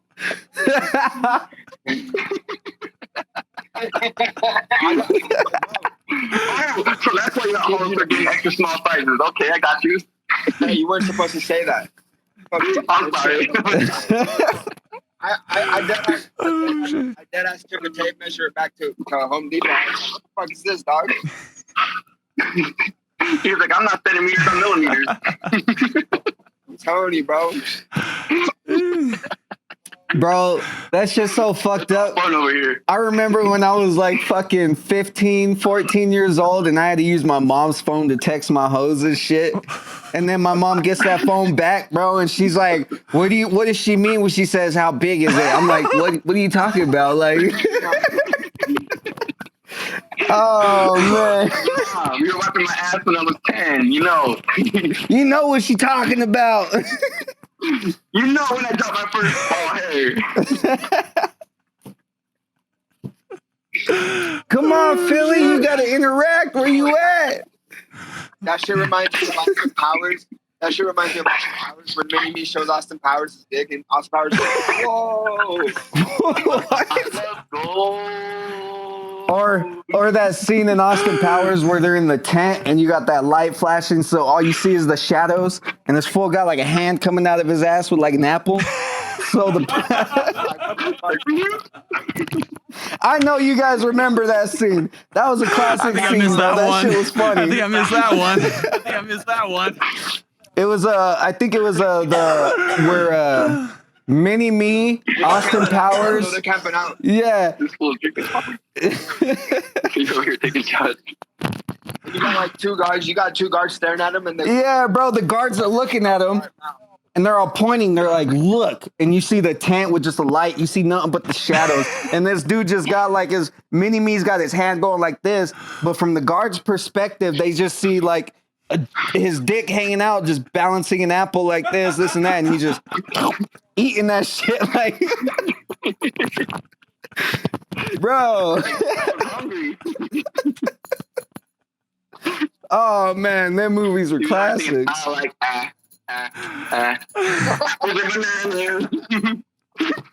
I eat apples from my banana. Oh shit. Oh man. We definitely. We're fun. We're stupid. Yeah, but we're man, fun. I like it, man. I like to have fun. This is what it's all about. You gotta have fun You know together, what's man. crazy though? Fun together, man. I feel like if we did, like, say we were to get on like Drake's level or like the baby's level, you know, I feel like we would all stay humble. We would all still have the same persona, the same attitude, you know, because I'm pretty sure we've all struggled. You know, we all know what it's like to struggle. We don't like seeing people struggle, you know. Right. So it's like, I feel if we was to make it big and if we had that money, bro, I'd just be walking the streets, just be throwing that shit out. I'd be like, hey, you look like you're struggling. Here's some money. That might make your day. You know, it's like, hey, you look like you use some food. Let's go eat some food, you know? But it's like, I feel like as a person, I don't know if I can speak for anybody else, you know, I hope I can. But as people who have money, I feel like they should look upon those who are less fortunate and just be like, hey, let me take you into the day of a good life. You know, every day should be a good life, but let me show you what it's like to live a amazing life, you know, compared to what you're living now. Yeah, so just recently, I came across a tiny bit of money from a car accident that I had. And I was driving, and I was with my girlfriend, and I saw this lady on the side of the road with like 3 of her kids. And she was holding a sign saying, I don't do drugs, I just want money for food for my kids. And I gave her like $200. I said, like, it ain't much, but here's just something. Just get some food for the kids. If you guys need a room, get a room. Like, Yeah. I can't get. I wish I could give you more. But here's something to kind of help jumpstart a little thing. Yeah, it's like a jump start. Just give them a little hope that not everybody's an ass. You know. Yeah, and it's so important just to give back a little bit too. Like, Just gotta make me take a shot. hey, Dan, do you have any more beers? Do you have any more beers? Make it one, brother. Damn, I still gotta drive home tonight too. Ooh, my wife's gonna This fucking guy. Let's take some shots, but I still gotta drive home. Hey, my wife's not watching it, G. I'll get mine. I'm not gonna lie. I'm just. My shot. You're late. I'm waiting for my homie to bring my tree. Take another one, Joey. Okay, here's mine. Okay. Tell me that isn't pretty. Bacardi. Yo, I love that purple. It's good. It's dope, man. This shit's amazing. Hey, Salute. Cheers.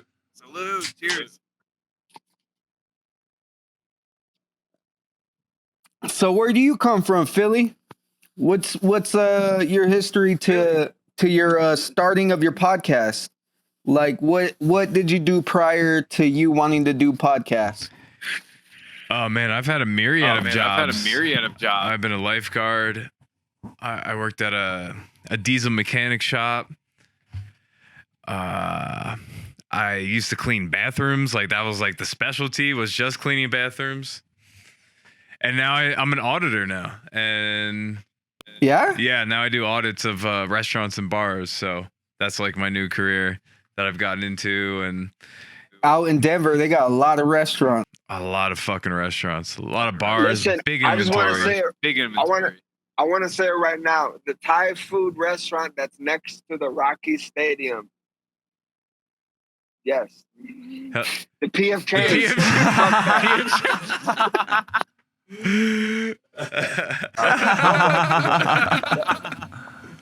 Just the short time that I was out there in Denver, man, there was restaurants on restaurants, and they all had good food. You know, there was just one day I went to go to Meow Wolf, and right before we got to Meow Wolf, I'm like, I'm just gonna stop at this like little tiny restaurant, kind of see what's popping. My girlfriend's picky as hell, so we got a sushi, and I was just, I don't know.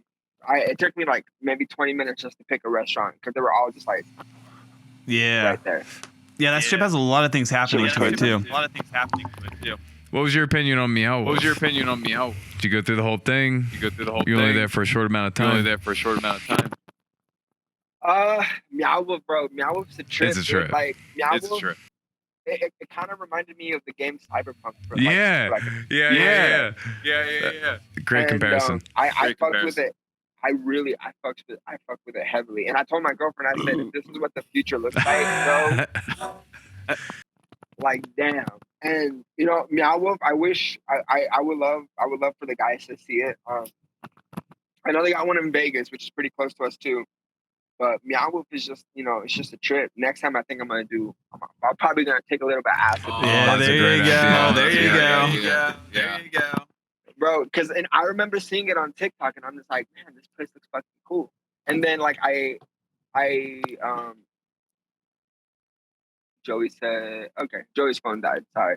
I remember seeing it, and I was just like on TikTok, and I was like, yeah, this place seems cool. So then when me and my girl, we were in the area, she was just like, we should probably check this place out. I'm like, okay, yeah, let's check it out. And I didn't even know what the fuck it was until like I got inside, and I was just like, oh my fucking God, this is the thing from TikTok. Like, it was a trip, bro. Yeah, for sure. I don't know. I didn't know if I like paying $90 for two people because they have a price for local people, and then they have a price for people. Right. That's a lot of venues in Colorado. That's a lot of places in Colorado where it's. Yeah, dude. I paid like $90, I believe, for just the two of us because we weren't. Listen, man, you're either gonna have to pick up some residency here or get your ass a fake ID for over here because fuck that extra money, man. They taxing like a motherfucker. Yeah, facts. The only thing I think the two places I really love was the Butterfly Pavilion My girlfriend loves butterflies, and she had the opportunity to go inside there with me, and she had butterflies, just flying on her, and she loved it. I have photos of that, and then the other one is the aquarium. The Denver aquarium is 1,000 times better than the Salt Lake City aquarium. It really is. It really is, and the opportunity to like feed like stingrays, that was a trip. I looked one stingray in the eye and I said, "You may not be the one that killed Steve."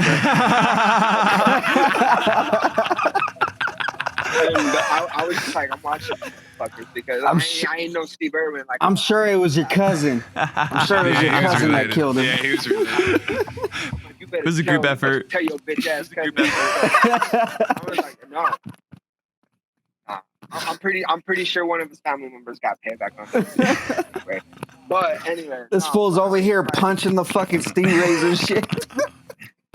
Bro, and I was pumped too because so our Salt Lake aquarium, the only cool thing about it is they have like this big claw in the front, and that was used as a prop for one of U2's tours. Ooh. So there's this big claw. Okay. And that's like the coolest thing. The thing I love the most about the Denver aquarium that the Salt Lake doesn't offer is like you get to swim with the fishes and dive with the sharks in the Denver aquarium. You don't do that shit here. Oh, you don't shit. do that shit. And I was just like, I was calling because Utah's smart. Why the fuck would you go swimming with sharks, dog? Hey, I was calling to dive with the sharks. Little did I know. I'm gonna bloody your nose and then push you in the fucking shark swimmer tank. Bro, I kid you not. Like when it took me like probably 10 minutes or 15 minutes just to get a hold of somebody to even ask them a question. They're just like, oh yeah, it takes like a few days of training or a few weeks of training before you can dive with the sharks. I'm like, well, what the fuck do I want to do that for? Like, I want to live in the moment now. And they're just like, well, yeah. And I guess they put you in a cage or something, but. Damn. You got me fucked up. I couldn't do nothing like that, man. I seen one mountain lion. Okay, so this was about 5 years ago. I went hiking with my homie, right? We was just running. We was running up the trails, we was buzzing, we was smoking weed, we was drinking a little bit. So we was just sitting there running up this fucking trail. Next thing you know, I turn the corner. I see a fucking mountain lion like a good few feet away from me, not close or anything, but I could see it, Yeah. And he's just in the middle of the trail, just sniffing around this and that, blah, blah, blah. And my homie turned the corner just fucking being loud. Ah! And I fucking whack. I leave my hand back and I fucking smacked him. I didn't mean to. I just fucking reached my hand back like that and smacked him. Next thing you know, he's all calm and shit. And I'm just like, bro, like, look. And so we're all just creeping back real slow. And since then, bro, I won't go hiking no more. Like, yeah, you're like, I'm not trying to get eaten by no big cats, man. Fuck that. No, man, fuck that thing would hurt us more than we could ever hurt that fucker. Like, no. And then next thing you know, I hear a story a couple years back where some dude went against a mountain lion with his bare hands and he ended up fucking killing that like thing. Choked him out or something fucking wild, man. Yeah, he choked him out. Full-size mountain lion. Still, man. It was a baby, but still, bro. Them babies are strong, bro. Yeah, but still, Dan, I want to see you fight a baby mountain lion. Like, hell no, man. I'm not doing that. It's like a full-size mountain lion. Yeah, it's like a whole new game. It's like a boss level instead of a little fucking minion running around. And then next thing you know, like you see these videos like on Facebook and stuff. Like I seen this video where these two people were just hiking and this mountain lion's just right in front of them, just staring at them, just posted up.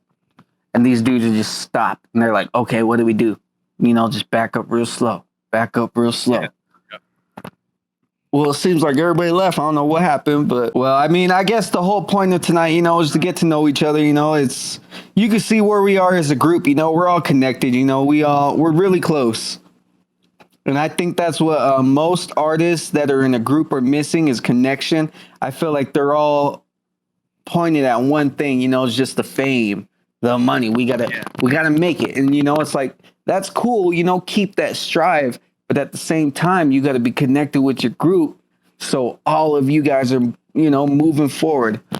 And it's like, I haven't been with this group for a long time. I've only been in with the Kollective for like a couple months, not even a year, but it's like, I think we're doing good is because we can all communicate with each other. We can be vulnerable with each other. We can all just sit here and talk. If there's an issue, we can talk about it. You know, some of us might bicker and bitch about it, but at the end of the day, you know, we all come to an agreement, and it's like, man, we're trying to make big moves. We're trying to just get our name out there. We're trying to do this. We're trying to do that. You know, and it's, oh man, it's a beautiful thing, bro. It's amazing.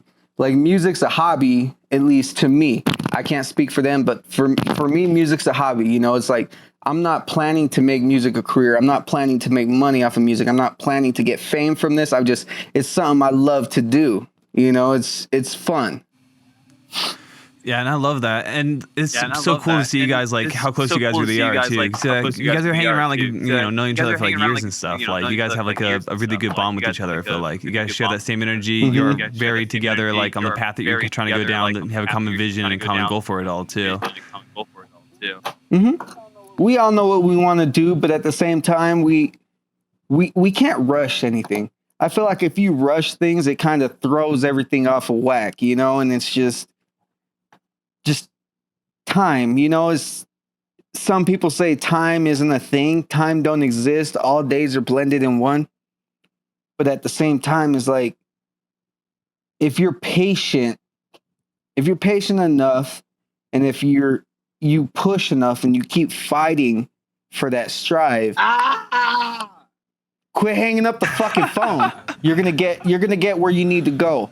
You know, it's like, we're not rushing things. You know, people keep bugging us. It's like, hey, where can we find your music? Or, hey, do you guys got CDs? Or where can we listen to this certain track? It's like, look, we haven't put any of our music out there yet. We don't got our music on any platforms, and that's only because we want to perfect with what we're doing. You know, we want to make sure it sounds good. It's like, yeah, some of us are trying to catch certain ears. But like, per se, me as a certain artist is like, I'm not looking to catch people's ears. I'm just looking to express my feelings and express my emotions onto a song, and hope that someone can connect to what I'm saying. Or, like, say it's a party track, you know, I can just hope maybe I can get someone bouncing, you know, jumping around, you know, say you're having a bad day and my song comes on, and you're like, oh, let's bob our heads to this or something like that.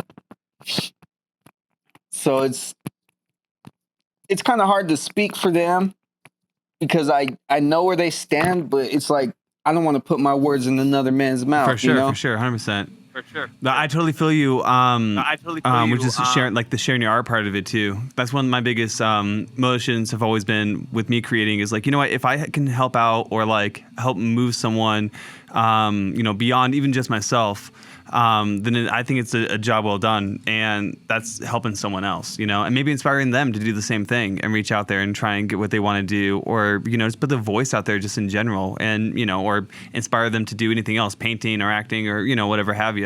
There's strength through community. And like you were saying earlier, I feel like, yeah, I think humanity in general, there's a lot of disconnect happening, especially in like America and like Western culture. I mean, there's a lot of isolation. You know, there's like this big push for everyone to have their own fucking apartment, you know, to have their own fucking bedroom, you know. And, you know, like, there's this weird, people have this kind of weird disingenuous, like, attitude towards like, I gotta go out and interact with somebody today, you know. It's just like, but that is where strength is drawn from, is like having a good community and like having people around you that can help support you and lift you up. And that's what I've been learning from moving out here, because where I come from, I mean, there is community, but it's very like, it's very isolated. It's like a lot of people keep to themselves. They have big fucking properties and big yards, you know, that they just live in their little castle.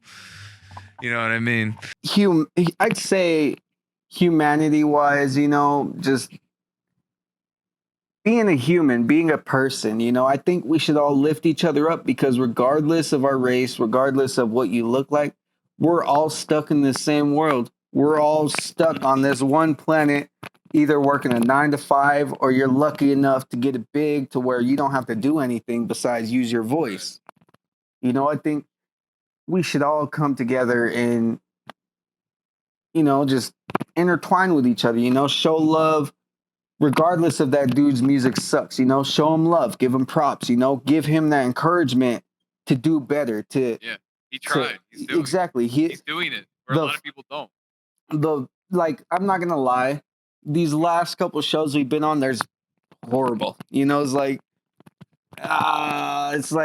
why'd you even show out? That was horrible. But at the same time, I'm not going to tell them that. I'm going to be like, bro, that wasn't horrible, but you could do better. You could do a lot better than what you did.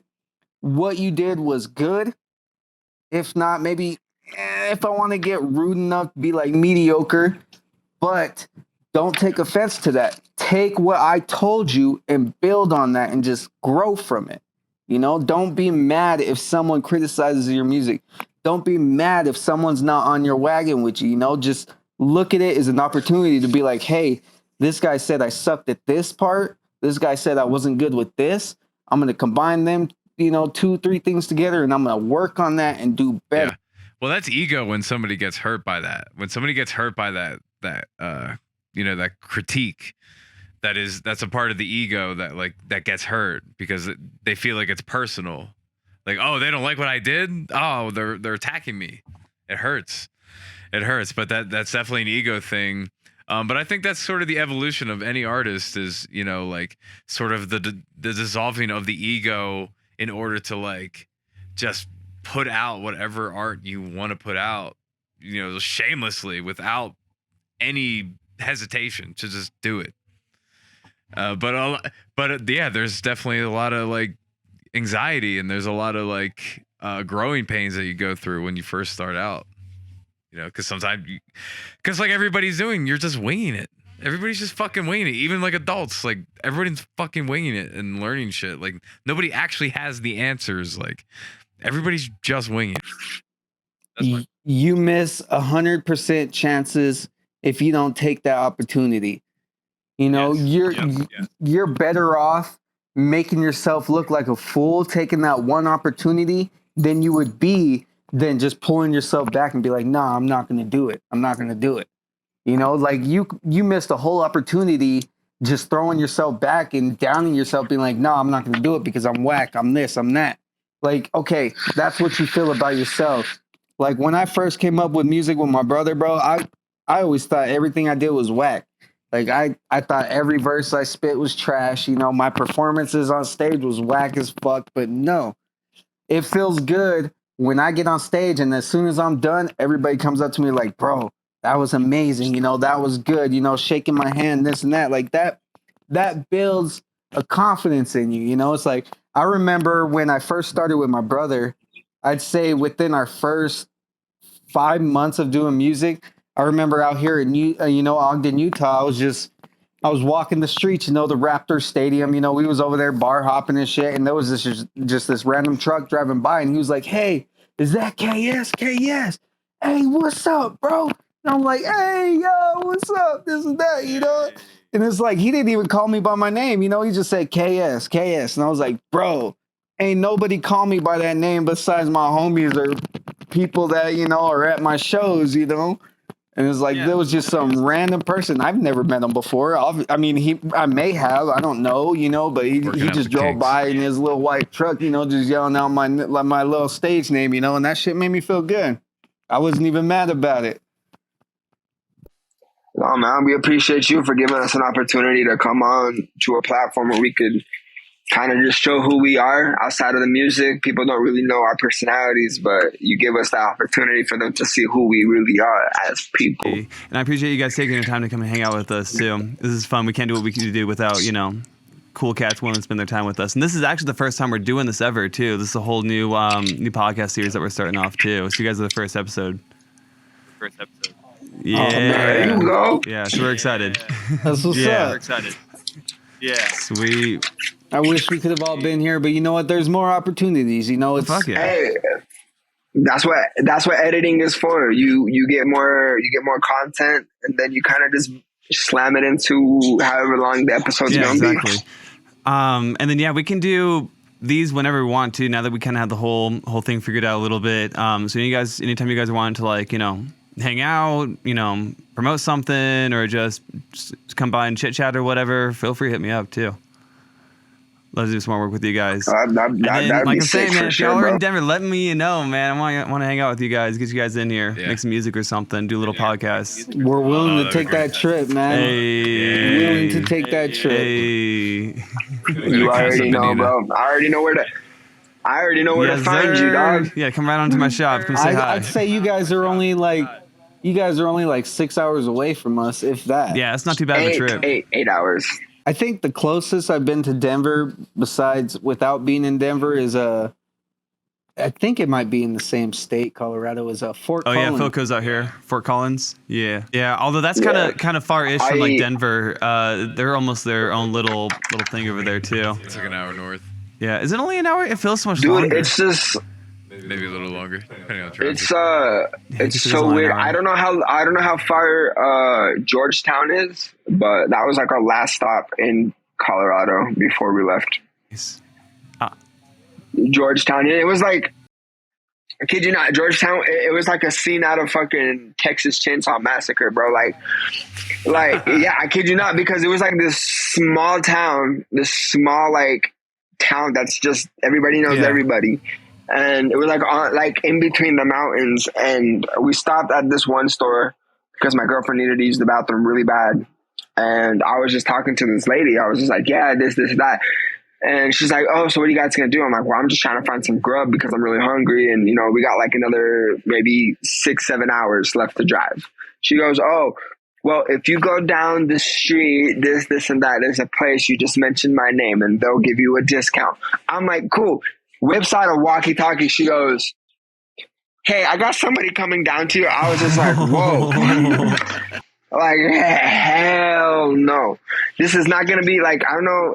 Maybe I'm getting it wrong, but there's a scene in Texas Chainsaw Massacre where it's like this tiny town, and like the lady at the convenience store radios, I think, the cop. Yeah, because it's all sort of that little gas station. And I was like, fuck no. I was like, fuck no. And I told my girlfriend, I told later, I'm like, yeah. I looked at my girlfriend, I'm like, yeah, we're definitely going to go eat at that place. Got back onto the fucking highway, freeway, whatever. Like, we're not stopping anywhere close to I'm here, that's man. negative. Hell no, that's last stop reason right there.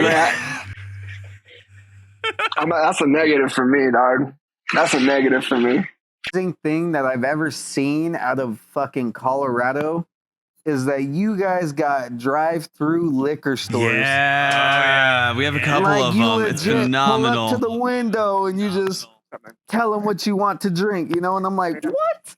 You don't get that out here in Utah, like you don't get to go to Walmart and get wines and liquors and this and that. Nah, we actually have individual liquor stores that you got to go to buy any liquor you want. Is liquor and beer separate? I know. Yep. You're on their way home.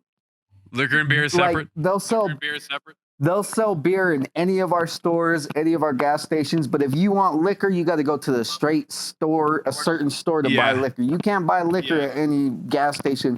You can't buy liquor at like a Walmart or a Smith's or anything like that. You got to go to a straight liquor store. Pennsylvania's similar. They have the same laws like that.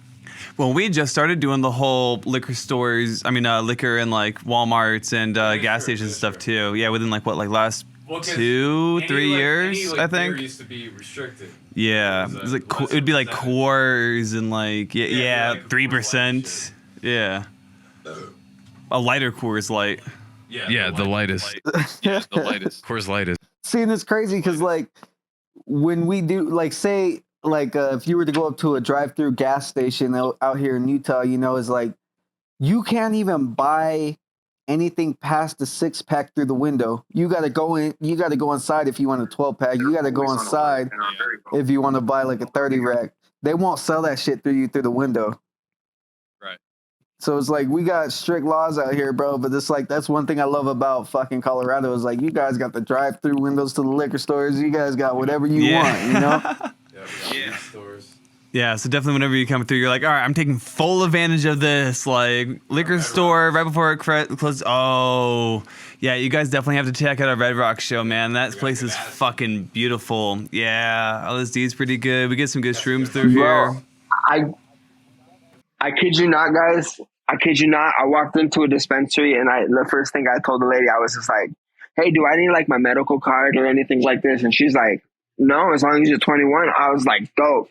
So what did I do was, I walked in there and instantly, not even a fucking skip. I was just like, whoa, this shit's like being in a chocolate factory, like Willy Wonka's factory. I was like, what the fuck? Like, I'm like, I ain't never heard of no Willie Nelson fucking pre-rolls or. I was just like, damn, bro, Willie Nelson pre-rolls, that's what's up. They And it was just a regulate whole the weed vibe. out here, bro. Like, I got my medical license out here in Utah because that's the only legal way to smoke, and it's not even federally legal. So it's like insurance doesn't cover it. Like, say if someone was to need some weed, you know, it's like, and if, you know, say it was for medical purposes, you know, like some insurance should cover, they won't cover it because we're only state legal. We're not federally legal. So it's like, what they tell us out here is like, we can't put fire to tree. We got to buy like these little fucking, what do you call them? Like little devices that you break up your weed, you put them in, and it's like it burns it and it hits it to a certain temperature. But it's like you don't vaporizer. A vaporizer, yes. You got to use a little vaporizer out here. You can't put fire to tree. Like you can't smoke out of a pipe. You can't smoke out of a bong. I see. Nothing. Yes, no flower. Mm-hmm. Like they'll sell you flour, but you got to put it into a little fucking vaporizer pen and shit like that, and it's not the same. It's whack. Like you don't get the full effect, and they regulate it even though it's state legal. You know, it's like where I guarantee out there in Colorado, you could probably just spark up a joint, spark up a blunt, you know, whatever you want to do. 100%. Yeah, you'll see people just walking down the street smoking joints and blunts and stuff like that, just chilling. Cops look at them like, you really, as long as you're not being like belligerent with it, and you're kind of like just like not like discreet, but like not like too out in the open, I guess. Yeah, you don't really get messed with. That was us. We had a cart and we were just like hitting it the whole time. And my girlfriend and I ended up buying maybe like an eighth of bud. And we were staying in the hotel. And I was just like, fuck, I really want to smoke this. She goes, me too. And I was like, well, fuck, we can't smoke it in the fucking hotel room. And then the lady was just like, you guys can smoke it, just not on our property, but you guys can do it across the street, like right there. And obviously there's like field and everything. I was just like, would you fucking look at that? We didn't end up smoking it, but like we ended up hitting the cart. And I'll actually show you, Tobias, can you hand me that black box? I'll show you. I ain't got no problem. Yeah, just hand me the whole thing. It's yeah, like that.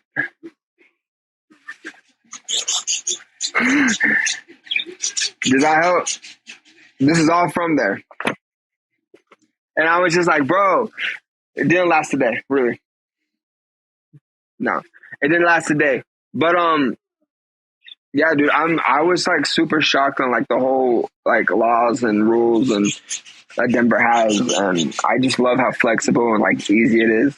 And just to kind of just be yourself, you know, like as long as you're not fucking causing problems, you know, everybody can have a fun time. That's really like the spirit out here, I feel like, in general. Really, as long as you're just vibing out enough, like you're not really gonna get bothered by anyone. Everyone's just having to have a good time. But as soon as you're fucking up that good time, then motherfuckers might have some issues. Yeah, dude. I mean, we've had maybe 2-3 shows where no, probably the same thing as me. We had 2 or 3 shows where honestly, like, I want to say other people at our shows were fucking up and ruining the fun for everybody else, you know? You know, we had our show in Idaho where we were all fun, and then a kid gets kicked in the face and all hell breaks loose. And then, you know, and then we had our, you know, we have shows where it's all fun and out, and a lot of the time it's not even us, you know, it's just the people that are there. Can you close the door better? There's just other people that are there. They'll just fuck up the fun for everybody else, and it's just like I get you want to have fun, and I get your thought and your form of fun, your type of fun is different than ours. But let's find like a common ground, like a common boundary where we can all fucking have fun and enjoy our time and just not like, not you know, kicked in the face. But you know what? That makes things interesting, though. That's a good point. Like those are good stories to have. Like when somebody's just too disruptive and some shit goes down. Like I think that's what makes things interesting. Like, yes, it's not like ideal to like have people get hurt, but sometimes shit like that just happens. Like when you get like certain people together, you know, anything could happen. I feel that, and honestly, the kid that got kicked in the face, it was she was with us. Oh, word. She was with okay, us. so that does change things. That does change things. Yes. You're right. Not going super into detail. But like the kid was with us, and you know we all had tunnel vision. We were like, yeah, the show's a vibe, whatever. Fucking, we're bombing, we're zooming, like we're fucking having fun. What? The kid got kicked in the face. Let's fuck shit up. Right. Yeah, I'd have done the exact same thing. Yep. Because it's just like it's an all ages show. There was no limit to like there was no specific age limit. It's an all ages show, and then this shit happens. Like nah, but yeah, that's just like going off topic. But yeah, bro, that's like don't ruin everybody else's fun just because you want to fuck shit up and have whatever type of fun you enjoy having. Yeah, because people are too eager to just start some crazy ass shit or like try and throw hands like instead of thinking. Like I was at a show, it was Nacho Picasso, and he was on stage and he was doing this thing and he was having a good time. Or maybe it was Pride. Was it Pride? Might have been Pride. But yeah, like they were like, you know, getting to their shit and it was like a good song and there's just dudes in the crowd was just like drunk and like yelling and like trying to like start shit.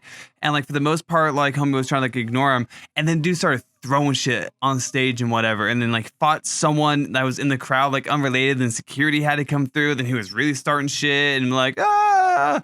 And dude was like, yo, fuck that guy. What the fuck? And then the next song he queued up was like the super like hype song. And like, so everyone was just like already amped up and it made the show like that much better because he took all that energy and threw it right into his performance. It was fucking phenomenal, man. I don't remember the name of the band, but there's this band that has a song that's, I think it's called Fuck Shit Up or Break Shit. I forgot, but it was one of those things. It was one of those songs. It was called Fuck Shit Up or Break Shit Up or fucking, I don't know, whatever. But that band can't perform that song hardly because people will fuck shit up and break it. Yeah. I think it's Limp Bizkit. I'm not even gonna lie to you. I think you're right. Yeah. Yeah. Damn, dude. And how crazy would that be to like that you can't perform a whole song because it might incite like a certain energy or like you're banned from a country because of like something or whatever. Like, oh, you were inciting a riot. It's like, nah, these motherfuckers lost their mind and just happened to be making music. Like, what the fuck?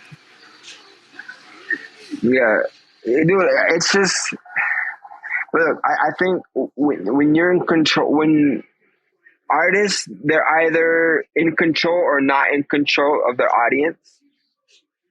A very controversial topic, the Travis Scott stuff. You know, artists can be and can't be in control of their artists. That Travis Scott incident, that's obviously a controversial topic that I'm not going to put my 2 cents in, but like people can and can't be in control of their artists, of their fans. And a lot of the time when they're not in control of their fans, shit will break out and shit will get crazy. And then unfortunate incidents will happen. And then now you're stuck in between, should I try doing this show again down the road? Or should I play this song? Was this the song that fucking hyped them up? Or I don't know. It's one of those very touchy topics where no one's really in control. Yeah. Which is weird because like MC stands for Master of Ceremonies, and usually that person with the microphone is in charge of all that. But especially now with like how like big shows can get, man, it's hard to control anything like that. Let's definitely continue this conversation. Yeah, I know we'll do another you guys thing. will love to meet Time. Yeah, Time is one of those guys that you should meet. He's just like all of us. His story, you guys will love for sure. Dude, I'm excited. And yeah, shout out to you guys. Thank you again for taking the time to hang out with us. Y'all are really awesome. Like you guys have such great energy. I'm really excited to do this again. We appreciate you guys for giving us this platform for us to talk on and speak our minds and show our personalities. Man, of course. Exactly. Hey. We appreciate it, man. Yes, First sir. episode, hell yeah. First episode. There's a couple more. Let's go. I hope there's a couple Gotta break more, it man. proper. That's what's up. Hey, we do I appreciate you guys. you guys too. Yeah, anytime you guys want to talk or doing work or just hang out or whatever, feel free to reach out. Let me know. I'm down with it, y'all. All right, boys. Hey, All we right, from now appreciate you. on, Appreciate you. We appreciate you. All right, boys. your name is Lost Prophet, and I'm gonna start calling fucking Philly Flavor. That's your name. I'm not even gonna call you Philly. You Straight just flavor, bro. You the taste to the taste. You got the spice on the meat, my G. You the flavor. Yes, sir. Man. All right. All right, gentlemen. Love you guys. Thanks for I showing up. appreciate Thanks the for hanging. time. Hey, you have a good one. Fuck yeah. Hey, we'll Thank talk you. soon. Y'all have a good night. Yeah. We'll talk soon. Peace, boys. Big love. Bye. Big love, man. Much love. Man.